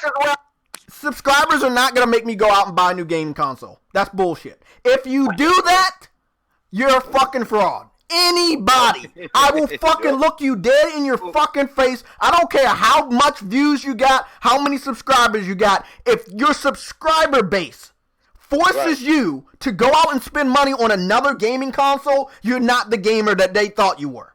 You're a fraud. Right. Sorry. Okay, well, we talking about two different things. I keep telling you, I understand that. I'm just telling you what Jay loves. You're not listening, Jay. Jay, you're not listening. Listen to what I'm saying. When people come in to this YouTube game, I'm not talking about video game. I'm talking about YouTube game. The YouTube game. Fuck the video game. Fuck the video game. When they come into this YouTube game, it's to make money. That's what I'm saying. I'm not fuck video games. Fuck video games. Fuck video games. Fuck video games. It's about making money. That's the truth. And once they start seeing people come in from all different places, bro, that's where they Big money, see, big money. That's where me and you can't agree. Big money, can I get your money? Big money. Let me point something out, buddy. When I got started on YouTube, you probably didn't even know who I was. I went by the name of Pyro 2000X. Making money was not. Listen. But was making money? Was that a part of my fucking career? Let me tell you some serious shit. Hold on, no, man. Hold on. You just grouped me in with a whole bunch of people, man. You just grouped me in with a whole bunch of people. When I got on YouTube, it was not about making money. I only had one video that could be monetized on my last main channel. It was a Call of Duty video. Out of hundreds of other videos that was on that channel, that was the only video that could be monetized. Did I give a fuck? No, I did not. Now, when I got the subscribers I got based off of PlayStation home gaming walkthroughs, my channel was built on gaming. I might not have the views and I might not ever get the subscribers that other people get. And you want to know what? I take great pride in that. Because I'm not a sellout. So yes, everybody else you might fucking know will do that shit. But look at me. I will not do that shit. That is not something in my DNA. So no, I did not get on YouTube for money. And I will never be on YouTube for money. That is not my style. Then you got another donation, JayTech. So I respect, listen, hold on. I respect what you're saying. I respect and I understand everything you're saying or what you're about to say. Okay? Because I've been around. I saw the shit. Okay? But guess what? That's not my style. So you address that shit to them. Don't ever fucking say, hold on. Don't step in this fucking podcast and say everybody gets on YouTube for money. Because JayTechTV hold on. JayTechTV did not get on YouTube for money. JayTech got on YouTube to enlighten motherfuckers about gaming on PlayStation 3. That's why I got here. So I'm sorry, buddy. You got to start naming names when you say that statement. Don't address me. Don't put me in that bullshit. Don't put me in that. No, don't put me in the bullshit. No. Are you through? Hold on. No, I gotta read a super chat. I was joking, dude. You didn't get a donation. Let him read it first. No. I'm just saying, man. I don't like when people do that. No, I make enough money in my fucking day job, man. I don't need this fucking shit. Let me go. I'll let you go. Now let me go, JayTech. Goobity goop. I don't care how you Now can't. check this out. JayTech, I don't give a fuck who you with. When a motherfucker come on this motherfucking YouTube, they come to get motherfucking money. Fuck what you heard when you ran out that motherfucking thing about that motherfucker when you Do I make money on here? Hold on. Let me help you out. Let me help you out. I don't make enough money to pay my cell phone bill. YouTube don't pay me enough to do any of this shit. You collected that motherfucking money, so don't nobody tell me about that Channel upgrades, laptop upgrades, TV upgrades. That's job. That's me going to work every fucking day. Listen, let me tell you something. Any motherfucker that get on here And only motherfucking I didn't turn down ever in my life is my motherfucking car. If you turn down this motherfucking money on this YouTube, you dumb as fuck. Every motherfucker on here is getting paid. When you call out, listen, when you call out that shit, listen to me, JayTech. You don't have, I'm not saying your intentions are your own. Ain't nobody will ever know your intentions. Nobody in this world will know your real intentions. They know them now. Nobody in this world will know your real intentions. But every time somebody come in and say, hey, read that super chat, nigga, you taking money. I'm reading the super chat because that shit's highlighted. What the fuck? Real quick. That shit is highlighted. I gotta read it. Real quick. Bro, that's why you eat cat food, and you're always gonna eat cat food, so I don't care, man. Over there eating fucking ground beef. This dude eating ground beef made out of cat. Oh, god damn it, it's fucking Adam Core. You better get that motherfucking money while you over here. That's some real shit. See, people hate to talk about this. Well, you know what? You better donate that $20 fucking. Donate the $20 in super chat because you lost that bet. No, real quick. Go ahead, Adam. Go ahead, Adam. Hi, Adam. God damn it, Adam Go ahead, Core. Adam. Go ahead. I just want to come in and just say lower your voices, man. Like everyone in the chat is like, Damn it. I'm gonna have to let this motherfucker JayTech have it, man. This motherfucker be looking at his arm and looking at his face, playing these motherfuckers. Hey, that's just true. That's my boy Jay. That's my boy. Hey, you better stop bagging him up with that bullshit, J-Love. You know what this shit is about. Bro, I'm about to mail you some fucking cat food because this guy is awful rocker. He needs some cat food. Yo, Adam, check this out. Every motherfucking body on here is a wishing about making that motherfucking dough. You know what I got from this whole thing? Man. You know what I got from this whole thing? JayTech does not like being grouped with others, man. Not when it comes with that, man. So weird, right? Look, I'm gonna be honest. I'm gonna be honest, XBot. I hate it, and this is why I blocked motherfuckers. I'm gonna be honest. I did not want to be grouped with the crumb side community. If I existed here before the name even came up, why the fuck am I like the king or the fucking staple of the crumb side?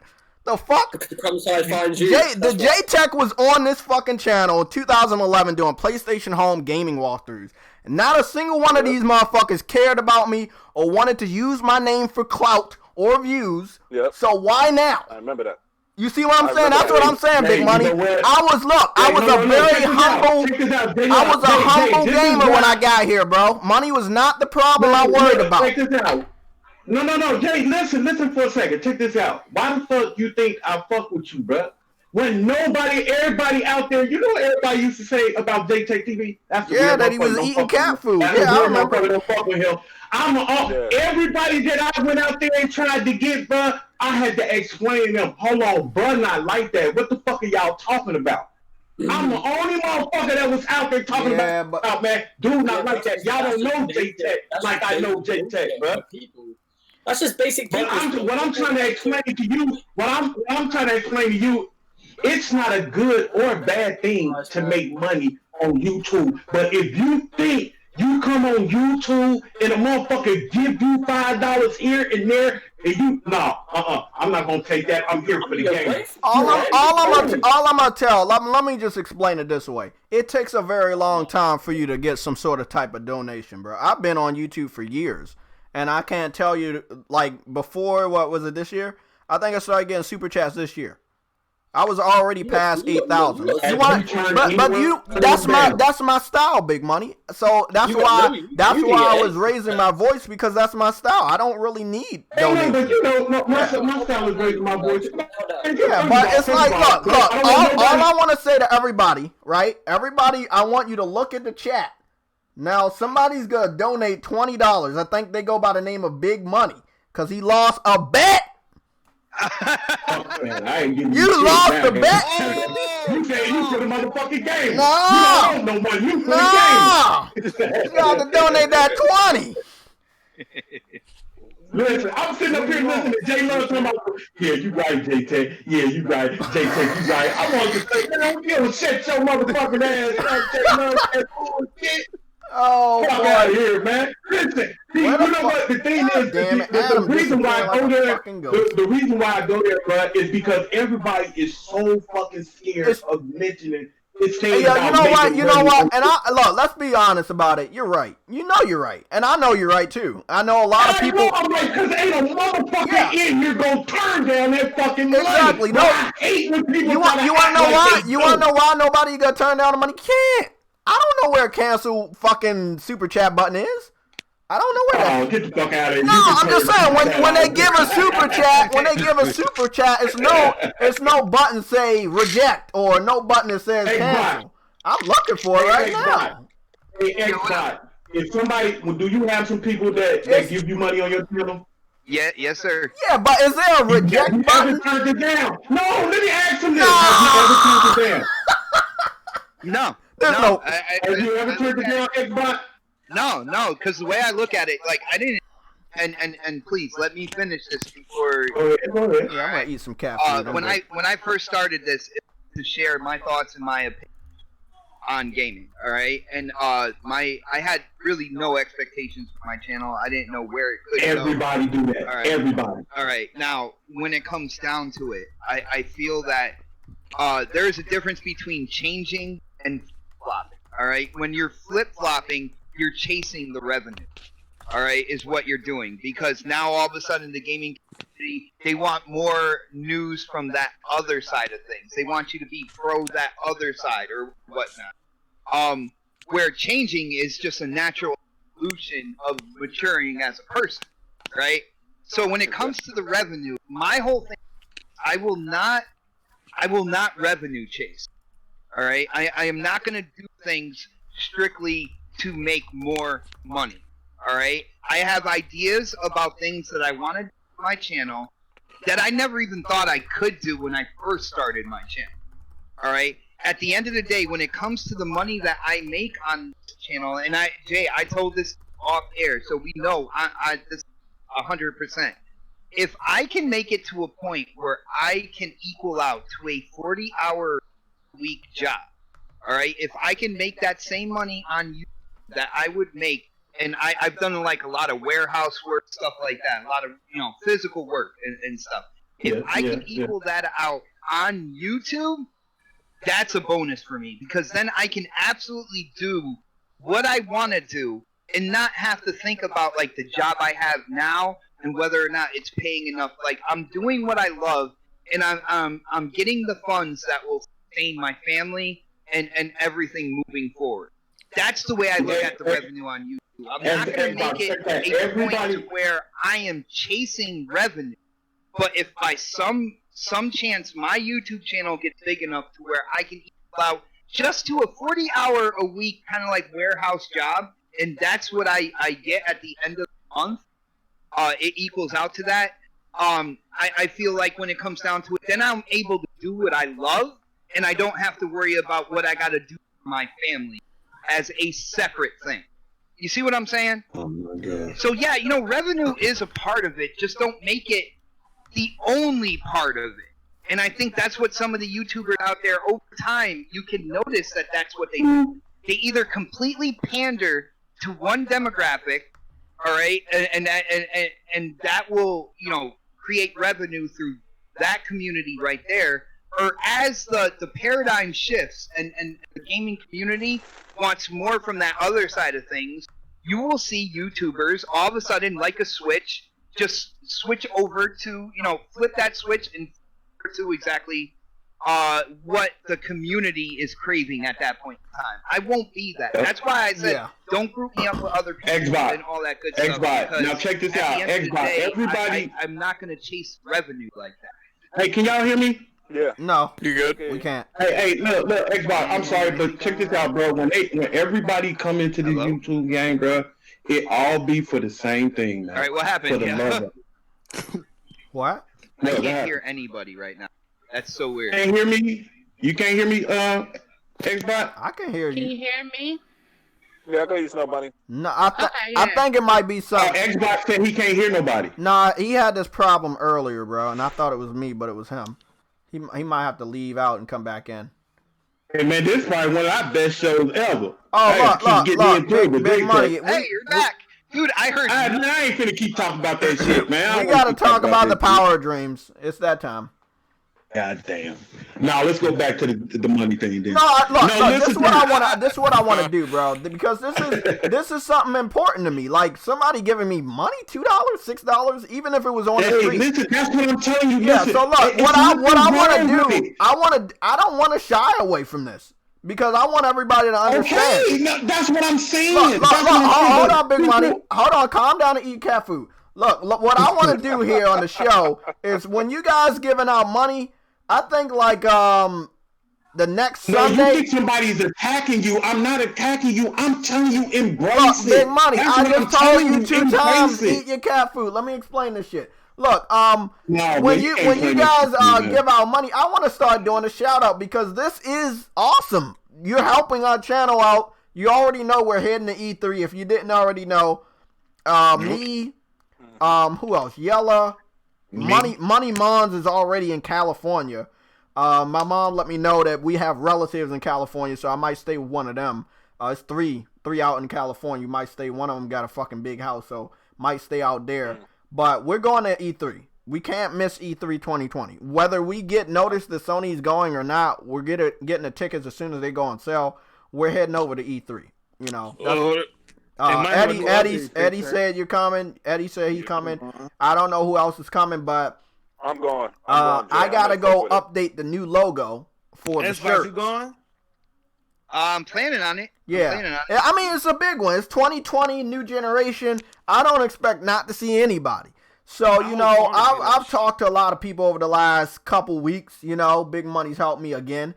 So, you know, I hope to see everybody. It don't matter if you're Nintendo, Xbox. It should be fun. But yeah, I definitely want to give people shout outs, man. Like, I see Frost. I see you. I see you keep giving donations. I thank you. Lucifer, I haven't saw you before. You're new. Game Over, you know, I know you. It's one of my buddies, man. It's one of my buddies. Yeah, so that's cool. Rice Eater 79. He only popped up 2 times, but he gave $2 each. So, you know, like I said, again on Frostbite. And then Trial by Fire was in one podcast and donated total $10. So, thank you. Because whenever YouTube gives this money to me, this shit goes back into the channel. You saw me upgrade the graphics designs for the Legion logo. I have a graphic designer working on 3 projects right now. My logo, my new official logo for this channel, the banner, and an intro. You know, I got to get work done. You know, I got bills, but I got to get work done.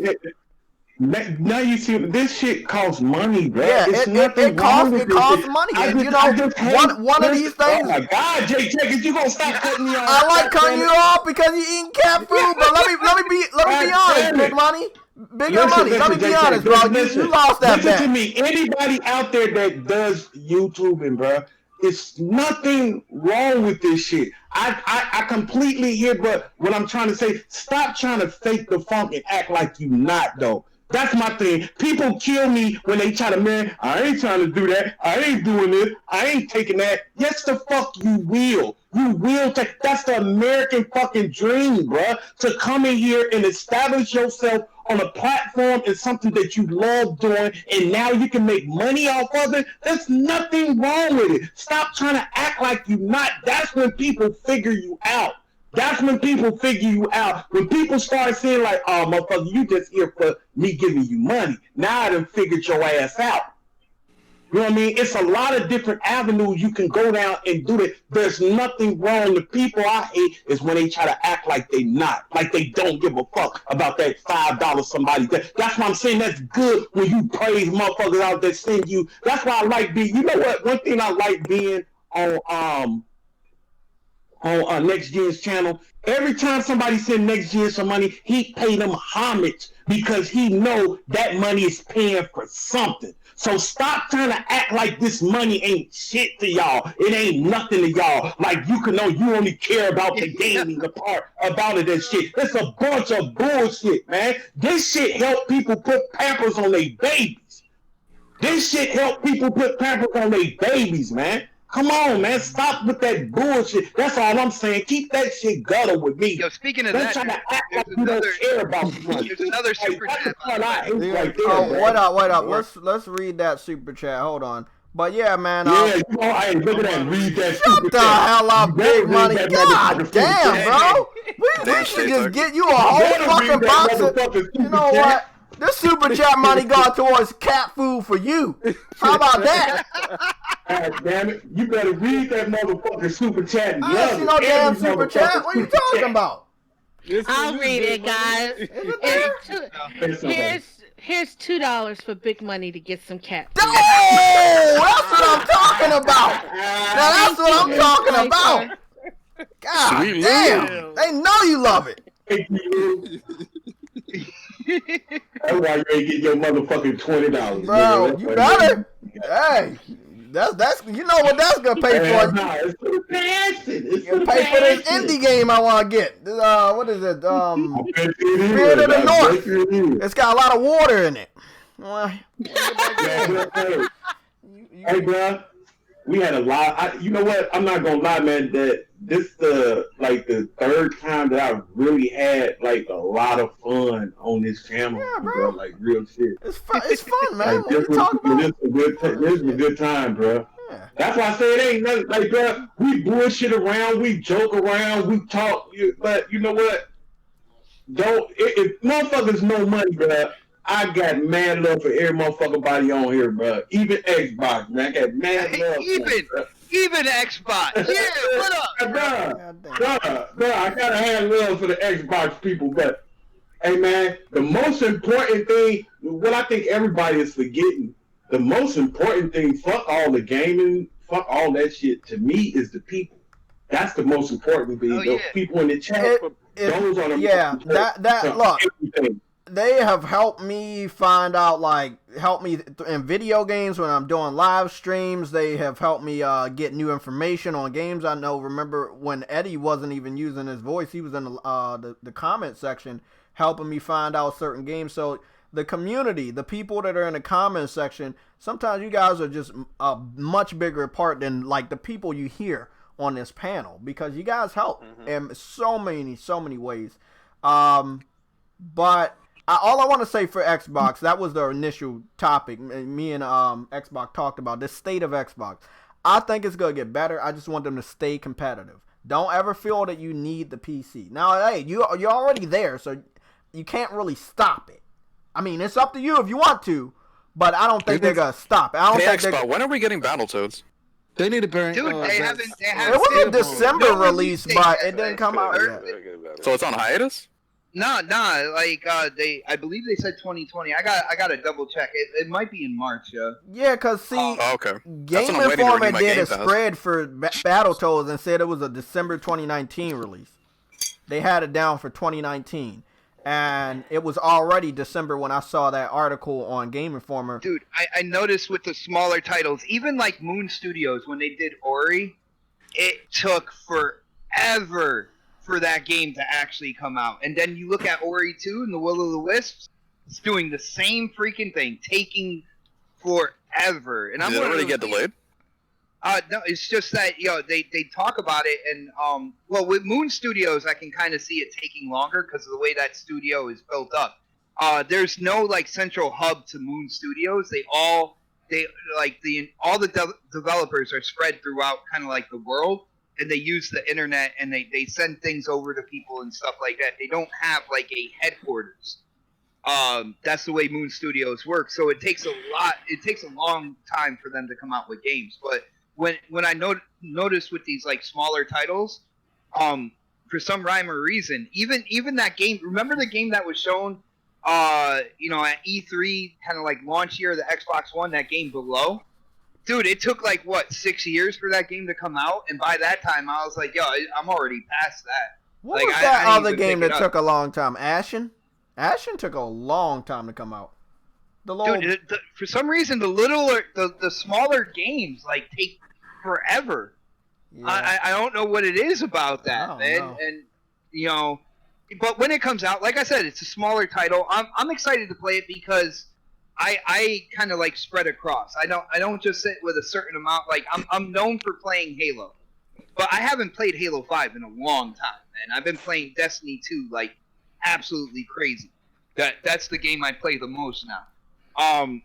But when it comes down to it, I play all types of games, dude. I go from like the smaller cartoony games to, like I said, Viva Pinata from the 360, like to Halo, to Uncharted when I had my PS4 and God of War. Like I play all types of games, man. So when it comes out, do you got a Nintendo Switch? we have we have 3 in the house. Not one personally owned by me, but we have 3 in the house. A lot. I can't wait if I get one. Yo, How you supposed to be a podcast for all consoles when you don't own a PS4 There we go. or a gamer? Okay, do you own an Xbox? No, but I'm not doing podcast. Well, you're on a podcast right now, and you're talking about Xbox. How can you do that? No, I'm not talking. No, I'm just saying. I'm not talking about Xbox. What I do is I don't talk about Xbox. What I do is I refer to and reflect off of the things I see. I monitor. When I was doing these YouTube streams, I was monitoring you, all these dudes, and I would collect all y'all data and put it in my archive just for stuff like this. And me and JayTech, before you even met JayTech here, me and JayTech was grinding these streets. We was always chatting it up on PSN before it even got to this point. When JayTech was just starting out, me and him was always there day one. I was there since day one, but we wasn't talking about Xbox. Now, if I had a podcast, I would never talk about Xbox because I don't have one. I don't own one. Why should I talk about it and bash it if something I don't own? Like I see y'all dudes doing. I used to go there and see y'all dudes just bash on PlayStation games or slander it, and y'all ain't even playing the games. Y'all don't even play those games. I used to see y'all just do that, just bash it. You never talk about a game that you never played before. No. Why should I? Why should I if I don't own it? Okay, no, Why should I if I don't own it? I don't know your track record, brother. I came in not knowing anybody's track record on here. You know what I'm saying? Let me say this real quick. This is the thing about y'all the Xbox community. Who goes out and buys a console, right? A $500 console and a PS4 Pro or whatever console, right? Who does this, Xbox, and then bashes it? Who does that? Who goes out and spends money like that over a stack, right? And just says, fuck it, this is trash. Who does that? I don't know. Who does that?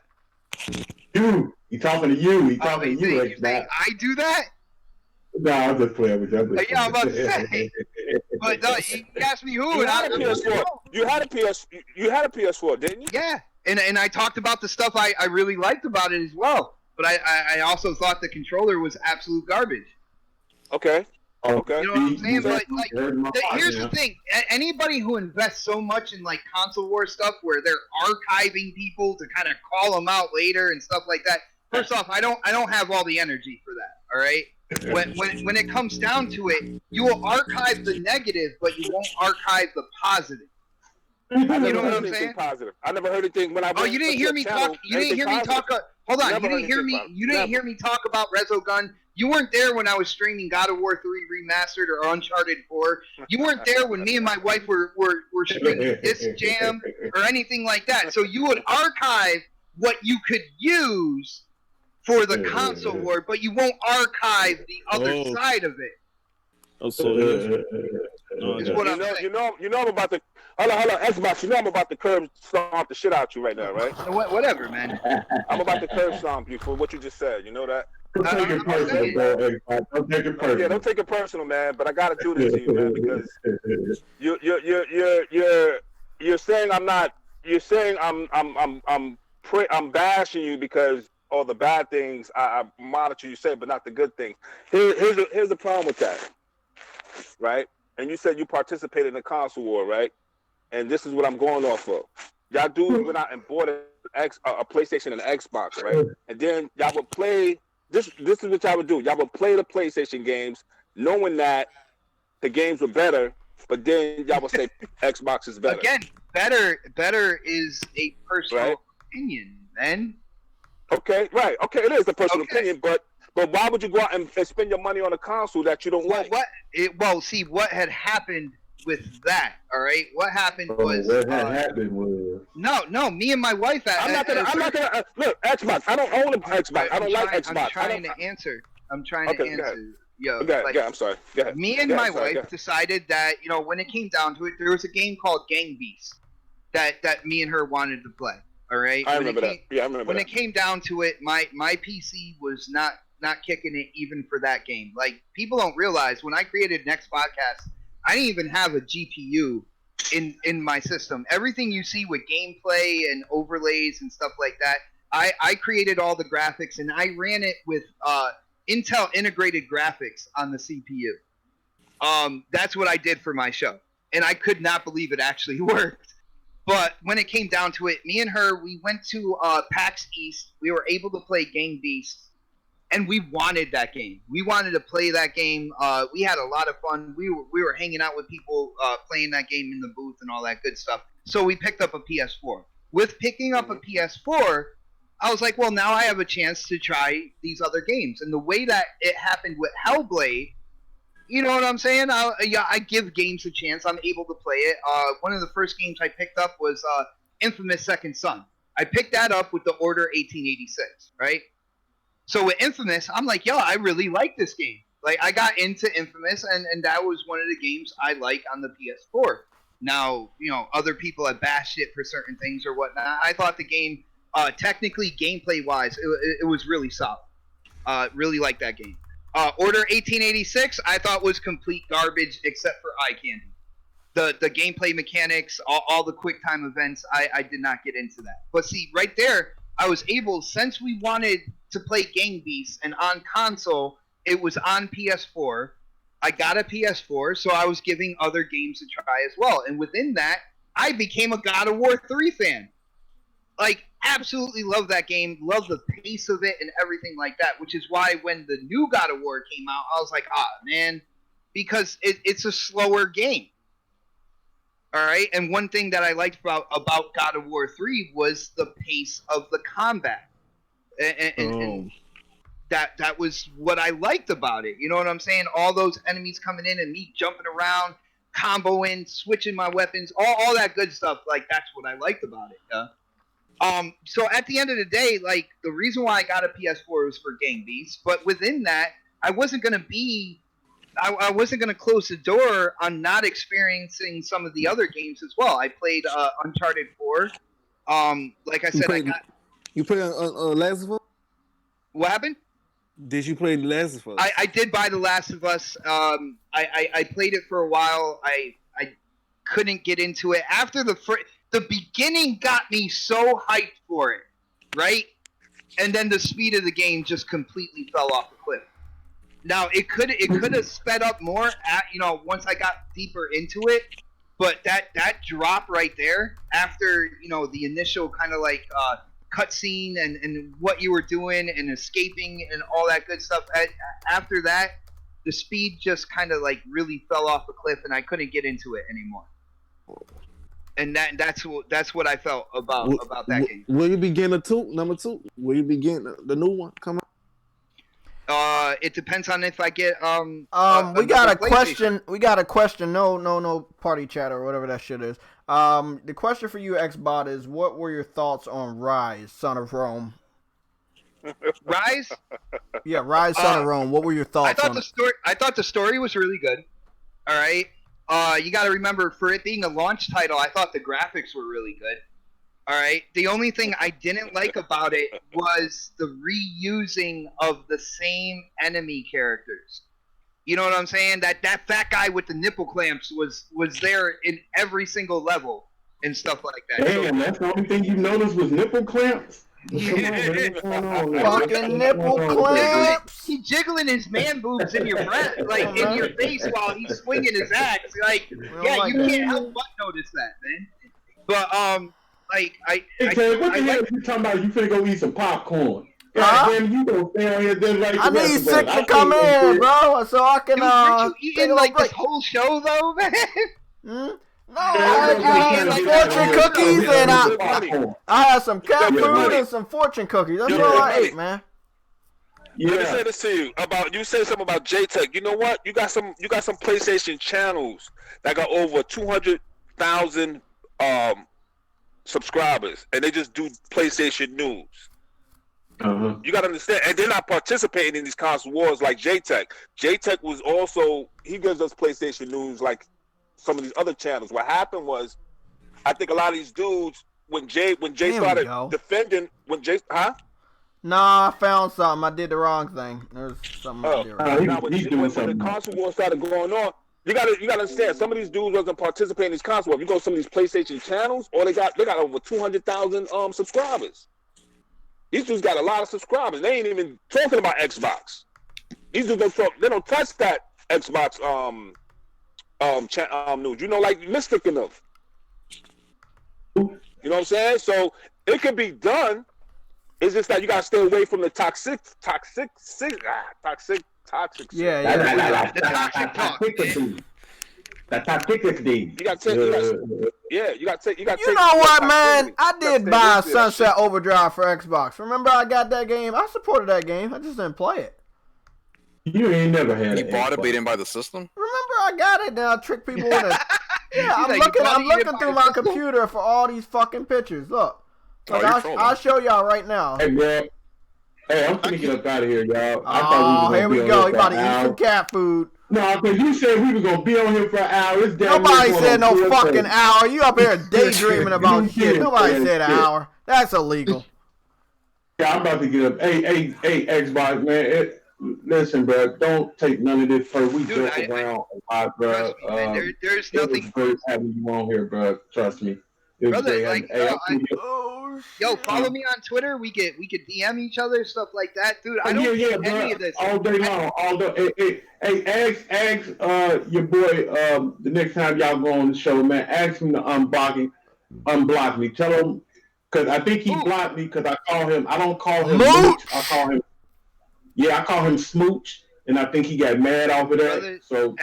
At the end of the day, man, I'll put in a word for you, but like I said, I know how he is. I know it's hard to convince somebody like that. He's not me. I'm not him. You know what I'm saying? I'll put in a word for you. No. Don't worry about it. I'm just saying, actually, you know. I get really tired. I get really tired of signing checks for other people. Like or people expecting. Hey, wait a minute, Xbox. Do you know how many fucking checks I had to sign for? Dude, you don't get tired of it? Shut the fuck up, bro. You don't get tired of it, man? Man, listen. Every time I talk to motherfucker, man, I ain't fucking with that nigga. I like, bro, he's not like that, man. He good people, man. God damn, leave me alone. Bro, this nigga weird as fuck. Fuck that shit. Nah, that's my dude. Nah, but for real, man, it is like, that's why, but you know what? People always look at people from what they see on TV. Me and JayTech kick it behind the scenes, bro. We have a fucking ball. We joke around with each other all the time. This is a good person. I know Crap is a good person. I was on Foxy's podcast at one point in time, man. Like, yeah, he good people too, but it's just that we have to get to know each other, bro. We only know each other from what we see on here. You know what I mean? We don't know each other. What's JayTech is a cool dude, but his favorite game is. I mean, he's cool as fuck, but you know what? I really do hate that like you said when you said earlier that JayTech had this stigma going around. Like, bro, I hate when motherfuckers say that about my boy because he's not like that. He's not like that at all. Dude, he cool with me. All you guys are cool with me, though. Like, I don't take everything like personal. When it comes down to it, I'm doing what I love on YouTube. All right. I'm talking about what I love when it comes to gaming. I grew up in that generation where, you know, my first console that I personally owned was a Nintendo, and you know, because of the generation that I'm a part of, you know, helped grow the gaming industry to where it is today. Gaming is a big part of my life. Even now, I'm 40 years old. Like, and that's what it is, man. It's still a part of my life.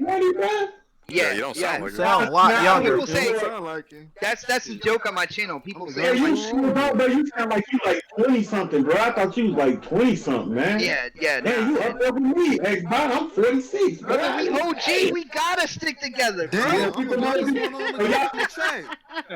And you see how much disrespect I get from this young boy, J-Tech? I'm his elder. You see how much he You know what? I'm gonna throw some fucking cat food at your You eyebrow. don't tell no old man he Things eat cat food. You don't tell no old man. Still lost the bet. Nobody cares. But yeah, I'm gonna get up out of here, man. It was great talking to you, Xbox, man. I'm gonna hit you up. I'm gonna send you a DM, bro. Hey, I love y'all chat, man. Thank y'all for coming at Snow Bunny, J-Tech, J-Love, Eddie, Sam. I love y'all to death, man. Y'all already know this. I'm out, bro. Okay, man. Have fun. Xbox. Hey, I didn't ask you something. You Hold wanna on, buy your Snow Bunny was Xbox? about to say something, yeah? Oh, No, I just said have fun to Big Money. Oh, okay. Yeah. I Man, haven't got a lot of from Snow Bunny tonight, and so like or today. So I'm like, yo. because you know why we ain't got a lot from her? Because we been acting crazy as fuck, so she don't really say no when we act crazy. No. Xbox. She's the has civilized part of this podcast. No, he knows how I am on Scram Punks against Tsunami when Tsunami says something. I mean, they were putting restraining orders on my ass last time. Save Tsunami's ass. But yo, what's up? What's your question, bro? Oh, you be buying you a PlayStation 4 next year? A PlayStation 4? 5. Yeah. I mean the 5. No, I'm PS5? just saying, like, just for I'm talking about for the game in 2020 though. I'm talking about like the games coming out in 2020. I ain't talking about 5 right now. I'm talking about the games that's coming. I'm already like, you know, when it comes down to it, I'm already looking at like the new hardware. Is what I'm looking at. You know what I'm saying? And when it comes down to it, like I said, you know, earlier in this show, regardless of what people think about me with my name and all that good stuff, every single generation I take a step back and I look at the console, I look at the launch lineup, I look at the features and everything like that before I decide where I'm going to go for the beginning of that whole thing. So I haven't made up my mind yet on, you know, what I'm going to get holiday 2020. How did we start on cat food with It just became a thing. Verge Bizzle? I don't know, but this is a breaking news report. They said Zac Efron has been flown to. That's why you cut off your own donation, JayTech. She was just gonna read it. Oh, I didn't know about the donation. I was looking at Spider-Man. What's going on? You're fine. Verge Bizzle with the $1.99 says, "Here's some more cat food money for that one dude." That's what I'm talking about. That's what I'm talking about. We're gonna hook him up. He lost these donations for cat food. We're gonna hook him up. And then, okay, so J-Tech, Zac Efron did what? He got a life-threatening illness. He's been flown to an Australian hospital. Oh, shit. Tell him what he was filming. Huh? Do you know what he was filming? The name of what he was filming? He doesn't seem to be filming, but the image that No, he was filming a documentary called Killing Zac Efron. No lie. Oh, damn. Yeah, bro. What? He contracted a life-threatening illness filming that documentary. I'm guessing it's AIDS. Something with typhoid from what I just read on Twitter. Bacterial infection. Yeah. What? You know what, man? I want to say something. It's going to sound racist. I ain't going to say it. But you guys all know what I'm thinking. I wouldn't do it. A little bit. I wouldn't do it. I wouldn't do it. I don't care. Yeah. Bro, you're already rich. Sit your ass home, play some games, watch some movies. You rich. You already rich, man. Why do you feel that you needed to do that?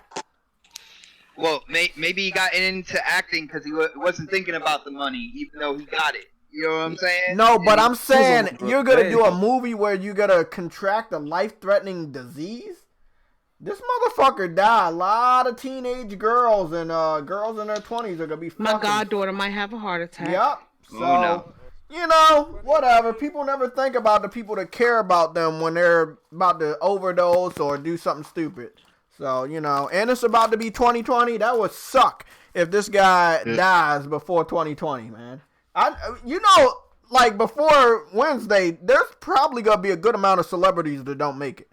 You know, there was a lot. Damn. No, I'm being honest. There was a lot in the last 2 months that didn't make it. Like mass genocide on celebrities before. Hey, I'm just saying, like, Kevin Spacey's not done. Well, no, but you know that guy from that used to be like a princess's ex-husband. He died. He hung his. You saw what happened. Yeah, that was a Kevin Spacey accuser. Yeah, and then Pops, from Boondocks and Friday, he passed away. So we lost a lot of people towards the edge of this year. So it would suck if we lose anybody. Man, we else. lost a lot of people this whole year. Like, I'm still kind of shocked that the lead singer Roxette died. Oh yeah, a lot of musicians passed away this year. One of my friends died, so yeah. Yeah. Damn, you guys pay a lot of attention to like news and like current No, events. no, I was just on text Twitter. stuff, man. Yeah, we I don't just do normally text do stuff. that. Yeah, it's just if I see I it. just tend to keep up with the rock musicians who die, but she had like a 17-year battle of brain cancer. Whoa, So 17 years. yeah, she in the height of their fame back in the 90s, she had a brain tumor. And that's my wife loves Roxette too, yo. Like I didn't know, but I'm not even gonna share that information with her. Like I don't know if she knows that. Probably about 2 weeks ago. She was 61, but so some celebrities I follow and some I don't. Yeah, Like, I got you. I don't know. Like my whole thing with news has been all AMD, Nvidia, PlayStation, and Xbox. That's where like my news. Yeah. And I've been watching the very entertaining presidency of Donald Trump. I will say that. Yeah, I don't think a lot of people can't watch that. Only president I know that will draw on an official weather map and say I didn't do it. There you go. It's been absolutely entertaining though. But yeah, so so let's brainstorm real quick since we're almost on the tail end of this podcast.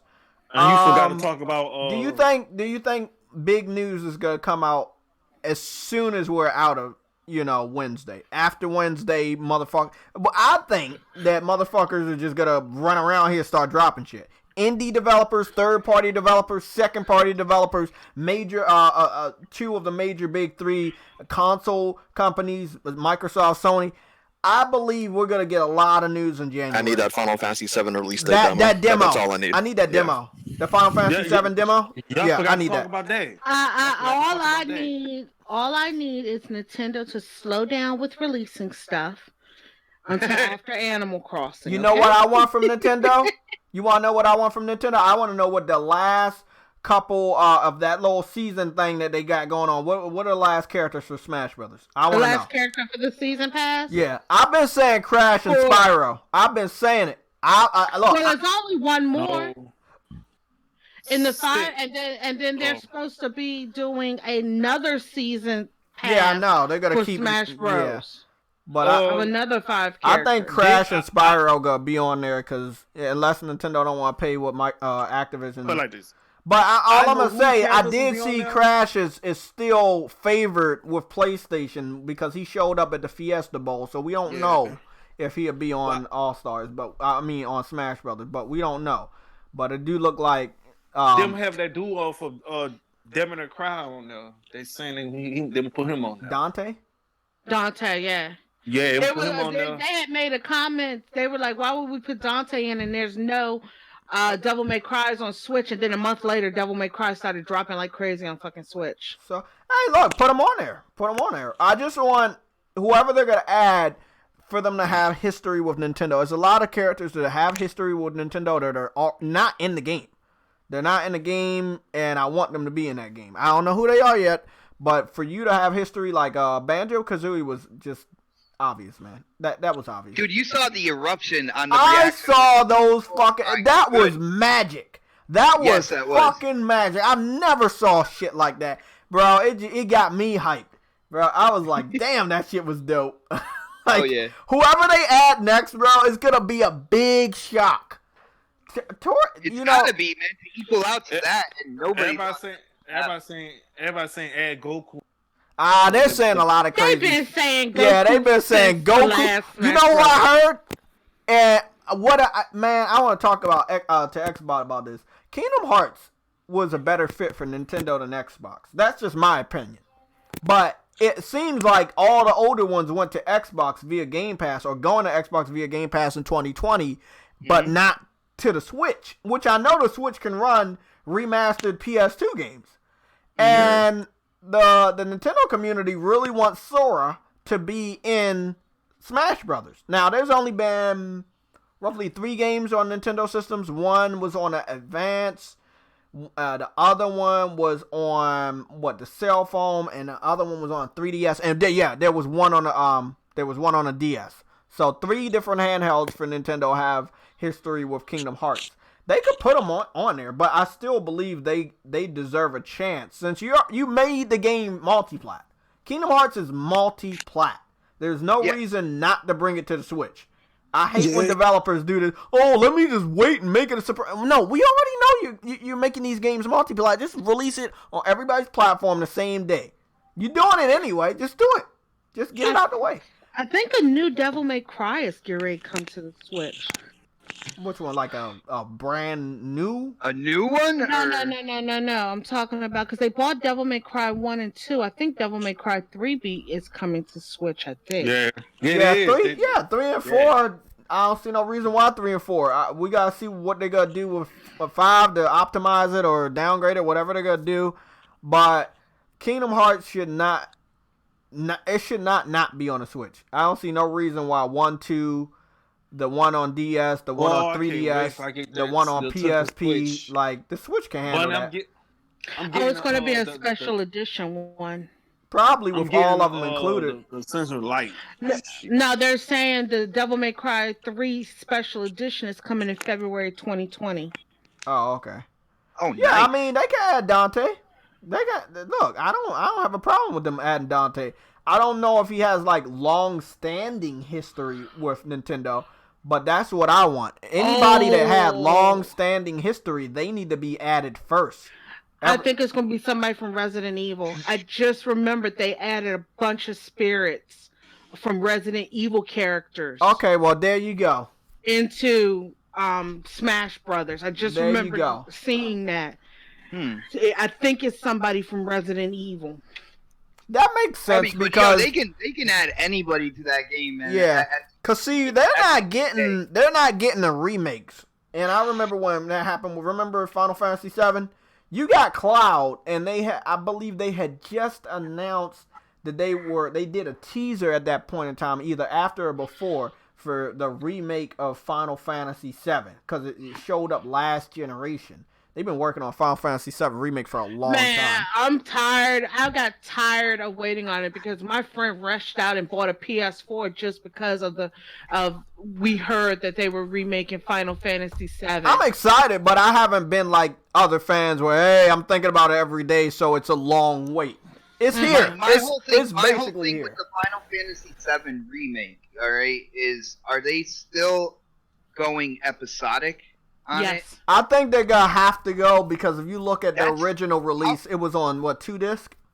3 discs. 3 discs. So, look, I'm just being honest. It was a big enough game back then, and that shit is fucking 70-something gigabytes from what I heard. And the demo alone is going to be... first. Yeah, that's the first, and the demo alone is going to be 10 gigabytes. Well, my favorite thing from the original Final Fantasy VII was going out there and kind of grinding out my levels, like taking out like enemies and stuff like that. As long as they still have that in the game, where you can wander through the map and take on your random encounters and all that good stuff and build up your characters that way, then that's cool.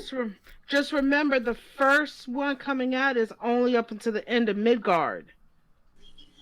That was the first. But that's going to be longer than the main entirety of the original. That's the only thing that concerns me about the remake is with it being episodic, because, like I said, the main thing that kept me hooked into Final Fantasy VII, and I was deep into Final Fantasy VII when it first came out, and was like, I wandering around the map, just building up my characters, stuff like that, as well as going through the story. So I'm just hoping that a part of the original game doesn't get kind of like laid off to the side. Well, we're not getting out of Midgar supposedly with the first episode, so I wonder where you would grind. Like, well, no, just little areas around where I guess Aris' house were. And like I said, that's my main concern for that. Like, hopefully within, when it does open up and you're able to go out into the map and stuff, I hope they don't change that kind of like format for it. You know what I'm saying? Because that's what I really got into. And I still remember the first time like I interacted with a huge ass snake and you couldn't beat him. You had to take off and you had to go through the tunnel. And I remember the first time where I was able to like go back there with a higher power and take that thing out. Dude, it was so satisfying to go back there and be like, nah, I ain't running this time, man. That's it. We are here till the end of the fight. And I just hope they don't take that type of stuff out of the game with it being episodic. That's my only concern for Final. Yeah, Final from what I'm Fantasy hearing, VII. I don't know. Look, I don't know about some of that stuff you're talking about, but I do know they said they're gonna be introducing for this first one. They're gonna have like new enemies and new different things you can do in there, not just a mini game. Yeah, that's what we're dying to get our hands on it, JayTech, because we don't know. We're trying to take them at their word, but we want to get it in our hands. And look, I understand, bro. I understand. It is gonna be a weird thing, and I expect some disappointment from the fans as far as the cutoff point. The cutoff point for them for the remake to work on the second one, because the first one was 3 discs. This is a bigger game. Visually, it's taking a huge toll. It's a lot of detail in that game, bro. Yeah, yeah. It's a true remake. They went above and beyond. You know what I'm saying? It's not like, hey, PS1 to Final Fantasy you saw on the PS3. No, it's like Final Fantasy on the PS4. No, they're giving us stuff supposedly we've never seen. So that's what I'm very curious about. All I want is for them to drop the demo. People are going to be disappointed, but the game's going to sell good. I think the game's going to leave an everlasting impression. I do hope, since you're launching it on PS4 first, and it's coming to everybody else's platform later on, I know this. I'm not going to fucking pretend that it's going to be exclusive, because we all know what Square Enix is about. We already know it's going to everybody's platform after the first year. They need to have photo mode. That game is beautiful, and it needs to have photo mode when it launches. Needs it. I like it. I'm down with that, brother. Yeah. It's too beautiful of a game. I've really liked Final Fantasy 15. Such a beautiful game. I love the food. The food. Oh my god, the food. The food was awesome, man. Beautiful food. A lot of cat food that I had. A lot of cat food. Lot of cat food in there. A lot of cat food in there, bro. Bro, I just hope, I can't wait. Like, this is a topic I guess we're gonna close out with, and this is 2020. I'm about to get a new 20 I Switch. want more games in 2020, right? Fuck it. I apologize. I want more games in the next gen, right? With the new Xbox and the PS5. I want more games. If you're going to have an open world city, you need more buildings you can go inside without loading screens. My big things for Grand Theft Auto, I don't hate the game, but I've always been a detail freak even when I was younger. And my question when I was younger on Grand Theft Auto 3 was, why can't I fucking go in this building? Why can't I? And then look, I got older. Grand Theft Auto 4 came out on a PS3. Why can't I go inside this building that has a door, right? Why can't I even see in it? Now, I know you have your problem with Spider-Man. I love their 3-dimensional interiors. Some buildings clearly look like you could break the glass and go inside, and if a robbery took place in one of these retail stores or jewelry stores or furniture stores, once that glass is broken, you can go inside. After the fight is done, you can go back inside. You can activate photo mode and look at everything in there, and it's amazing. I love that about Spider-Man. You didn't even get that shit in Grand Theft Auto 5. So all I'm saying, not just Rockstar, okay? I know people love Rockstar. Rockstar is the god. They can do no wrong. It doesn't matter if I find something wrong. They're just the best, right? I understand that, okay? But for Rockstar and everybody else included, if you're going to make an open world environment, and let's say it's not just like Death Stranding, and it has fucking buildings and houses, I expect to be able to explore more than we ever did before. They didn't give us a game this whole generation, though, man. You got to remember, they skipped the whole generation with that. Yeah, they did. I seen something too, JayTech. Okay, Eddie, you can go. You can tell me. You. Eddie. Yeah, I'm about to send you something. Oh, you gotta send me something. Okay. Yo, Xbox. Yo, what up, brother? Now, what was your first console again? Your first console again? The first console I owned was the original Nintendo. Burglar. Okay.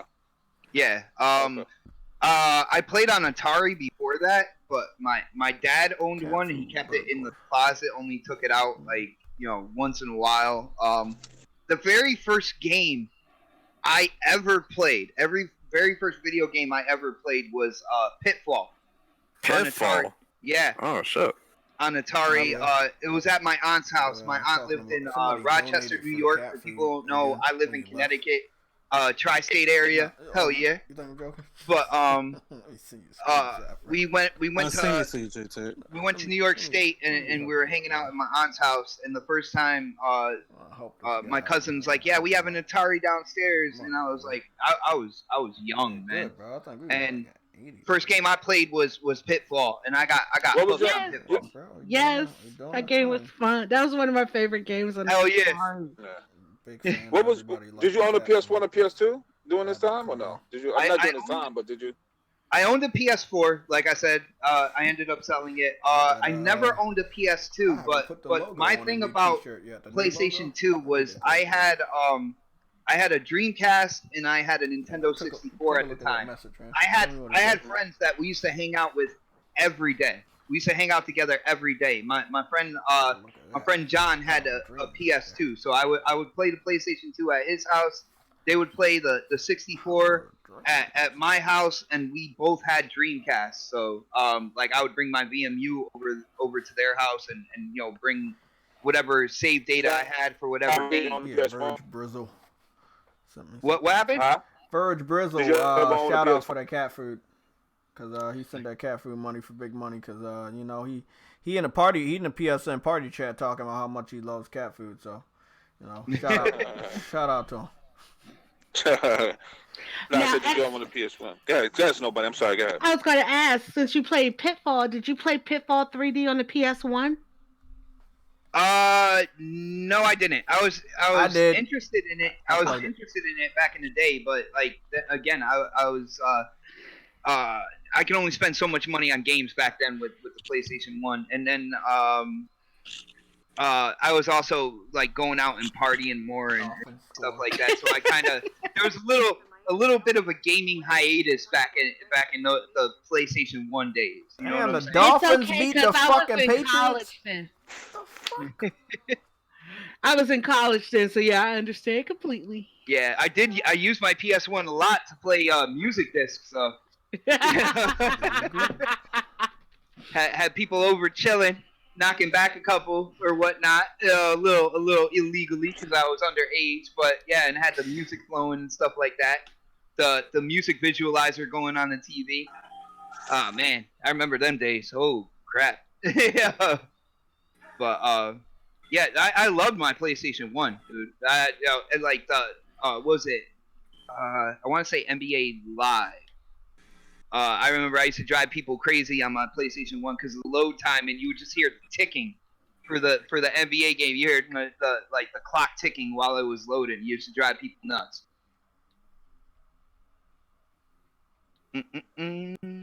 Okay. Any hopes for next gen? Anybody else have another hope or feature or something you want in the next generation hardware? I want Discord on that would be nice. Yes, a Discord app for both consoles. That would help. That would help a lot. That would be dope. I mean, I like what they're doing with the solid state drives in terms of load times and stuff like that. Because I will tell you, it is so hard for me, like going into Crucible, even with my Xbox One X in terms of load times. Just sitting there and being on what I call Rainbow Road, getting to the match and playing PvP in Destiny 2, it just takes so long. I'm excited, with having the solid state drives and the load times being cut down dramatically. I'm happy about that. Other than that, man, I want to see what these companies think the features are for the next series of hardware. I want it because I would have never guessed a DVR functionality when it came to PS4 and the Xbox One. I would have never thought of that as a feature going into this generation, and it absolutely blew me away when I'm like, yo, I can really do this.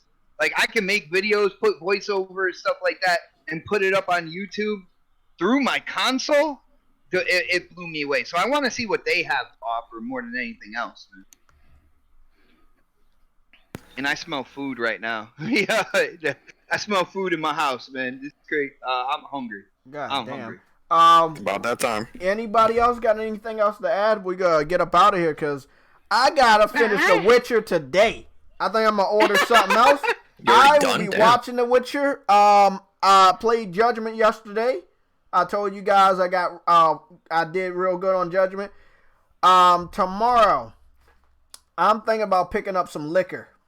Tomorrow, if I don't pick up liquor tomorrow, I'm gonna have to pick the liquor up on Tuesday early in the morning before I go to work, because I normally start at 5. They're gonna let us start at 3 so we can get the fuck up out of there for New Year's Eve celebration, because that's what I want to. I gotta get a drink, bro. It's been a good long year and I deserve a drink, so I'm gonna be getting a drink.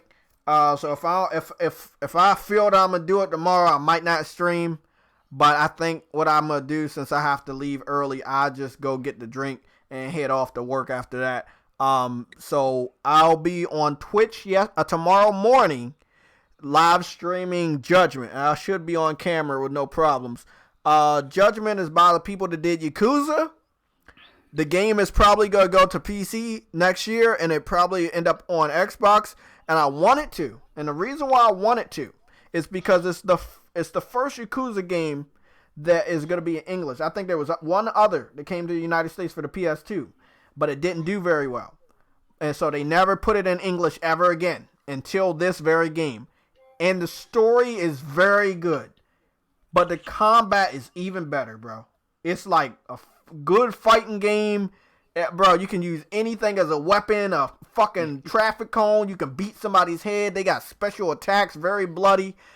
Bro, it is a good game. Judgment. I think Judgment is on sale too. I don't know if it's $30 or less. But if you haven't picked up Judgment on the PS4, pick that game up. You're going to love it. If you thought about getting into Yakuza, you liked Yakuza for any reason, but don't forget to mention it has American voice acting for people that hate reading. I just said that. Yeah, it has American English voice acting people. If you want to know why I'm hyping this game up, but not a lot of the other Yakuzas, I like those games. I played them. I posted gameplay, but for it not to have English, bro, every Yakuza after this one should have English. It's mainstream now.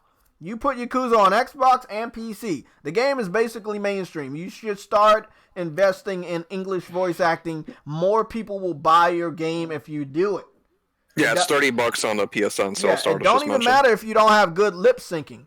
People gonna buy that game if they can hear and understand what's going on. It's a great game, people. Great game. There's a lot of other games on sale. We'll probably talk about it. Oh God, there's so many on sale on the Switch. I'm just hoping that, this is the last week of 2019, and that means not this week, but the next week is gonna be a Tuesday. That means PlayStation's gonna give us a new free PlayStation Plus game and Xbox Live game with golds. They're gonna update us, but man, I'm just so excited, man. I'm so excited because it's about to be 2020, and I know all the news we really wanted is gonna be confirmed. Shit's gonna drop, and it's not gonna be no rumor or speculation. We gotta be able to talk about these real numbers, and that's what I can't wait for. Talk to you guys, see what your thoughts are. But I want to thank everybody for showing up. Everybody. I think we went as high as 80 viewers today. All I want to say before you leave, can you hit that like button? If you have not subscribed, hit that button. And also, please support me on Twitch, because when I'm not on here with the gameplay, I'm live streaming gameplay on Twitch. Now, I want to make sure I pre-order Final Fantasy VII Remake, the Digital Deluxe, before I do a theme update. So that'll probably be in January. I have a lot of dynamic themes that I've been collecting over the last couple months that you guys have not saw, and I did have that series for a long time on this YouTube channel.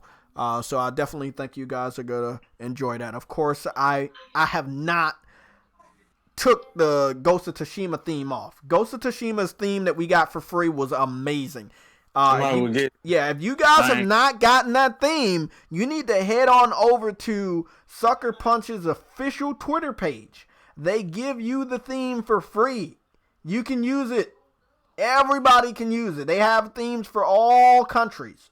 So if you have a PS4, just use the theme. It don't even matter if you don't care about the game. Just get the free theme. I don't understand people. There's so many free themes on PlayStation. You don't even need to buy any of that shit. It's so many free ones. So go check that shit out. Anybody got any closing statements before we get up out of here? No, we got nothing.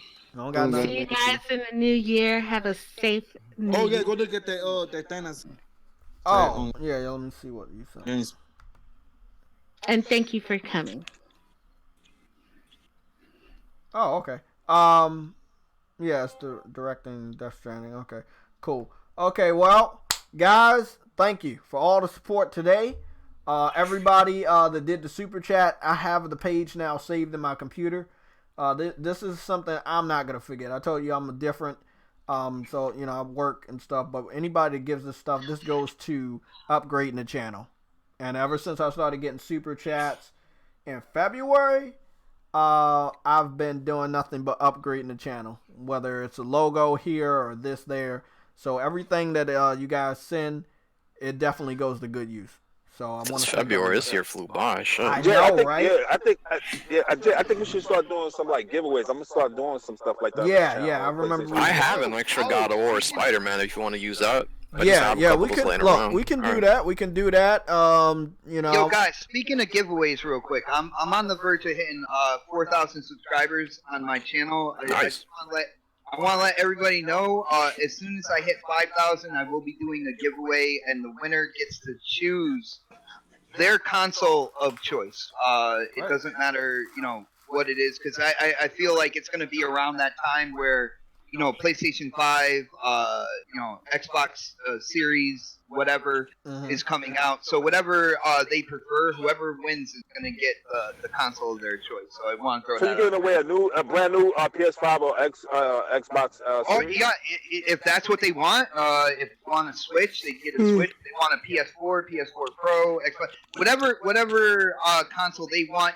Barring some type of super collector ancient edition that I just can't get my hands on, but any of the consoles that are circulating at that point in time, they'll have their choice of whichever one they want, and they will win that one. Gotcha. Let me follow you on Twitter then. Okay. All right, brother. At XBot448. I keep everything really simple, man. Okay. Well, fuck it, Jay. We gotta top that, Jay. I gotta chip in and give you $250 probably to get a PS5 or something good with or something, man. Fuck that, man. Yeah, we gonna do a giveaway. I'm almost at 9,000 subscribers, so I'm planning to do something big. I'm trying. Nice. I'm gonna see what I can do, but it's gonna be anywhere between. I got you, man. Yeah, it's gonna be between like a total of $50 to $100, and as you guys know, last time everybody has a chance to win out of those individual $20 PSN cards. So I remember we did $125 giveaway.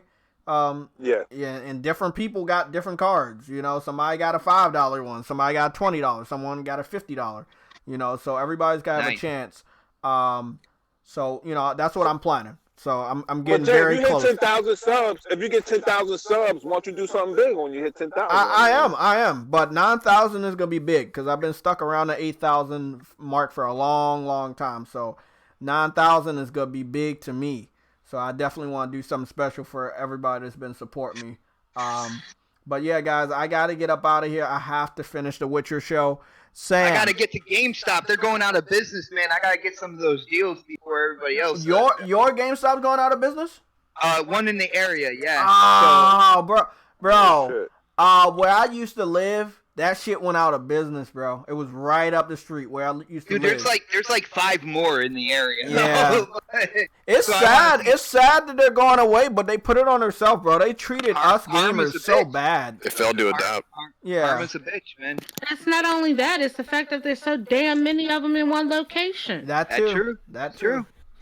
The one in my area, it's basically a Hot Topic store now. You don't even see game-related shit in there. Just clothes and toys. It's all pop vinyls, man. Yeah, dude. Like it's going the way of the dodo bird, man. So everybody gonna start going to Amazon now to get their games? Hey, that's where I used to go. That's where I've been going for a good amount of years. If it's not Amazon, it's PSN. As simple as that. But I need to tell you guys, Walmart, I know with Switch games, Walmart's been releasing brand new games like $10 cheaper than everywhere else. Walmart's been very competitive. Redbox had a liquidation recently, didn't they? You get their shit for like half off. I don't know where I could find a Redbox, but I do want to find one. If they're Take advantage of them too. Yeah. I might get the little Nintendo Switch Lite. Oh shit! Damn. Right. Yeah, for $199. You won't be able to connect it to a TV. I'm not worried about that. I'm just it'll be better. I'm just get. So funny. Why they made it? You can't dock it. Why they made it? You can't dock it now. They made the Switch Lite strictly a handheld, and they came out saying that it was going to be strictly a handheld. Because some people basically it's taking the place of the 3DS. Some people only want handheld consoles. Like some people I know never owned consoles, but they've always owned like the 3DS. Yeah. And it's even with some older people, because I know one of my patients, his wife, that's all she plays. She doesn't have a PlayStation, she has nothing. She loves her 3DS. When I told her about the Switch, she was like, oh, I'm going to have to look into that because she loved Yoshi. So some people don't want it where they have to play it on TV. They only want it portable. Yeah, that's what I want. I don't want to play no. But I like mine's big though. That's why I want. That's why I really want it. I want the other one though. Okay, guys, we're still live. I don't know why. I don't know why you controlling that. I know. Yeah, okay, well, guys, I want to tell you guys. Thanks everybody for coming. God bless y'all. Good night, y'all. Yeah, have a good New Year's. Everybody be safe during the New Year's. You know that's a fucking crazy day. Fucking Halloween and New Year's Eve is a fucking crazy day. Please be safe. Okay, we all want to go to 2020 together, healthy and safe, so we can experience what we need to experience, whether it's games, family, movies, whatever you're into, job opportunities, it don't matter what it may be. Please be safe during the holiday season, or this last major holiday season, New Year's Eve. Please be safe and have fun. I can't say that I'm going to be free New Year's Eve to do anything, so I probably won't. But if I find myself being free, you might see a live stream here or there on Twitch. If not, I might do one on YouTube, but I'll let you guys know. If you need to know anything about the Legion, join me on Twitter. Follow me on Twitter, JayTechTV. Thanks for coming, Xbox, bro. Yeah, thanks for coming, man. Thanks, man. If you want to join the broadcast, man, you can join anytime you want. I was gonna say, hopefully you guys will have me back. It was a lot of fun, man. Yeah. It was. Like I said, it came out of nowhere, and I'm glad I did it. I mean, we ran crazy long. I think my wife's mad at me about the GameStop thing. So, I got to get out. Yo, she wants stuff too. She streams on Mixer. She does Fortnite stuff like that. Yeah. That's what's up. Cool. Yeah, So all your kids, Xbox, all of them like Xbox? Or they like well, they like they got their Switches. They have their Xbox.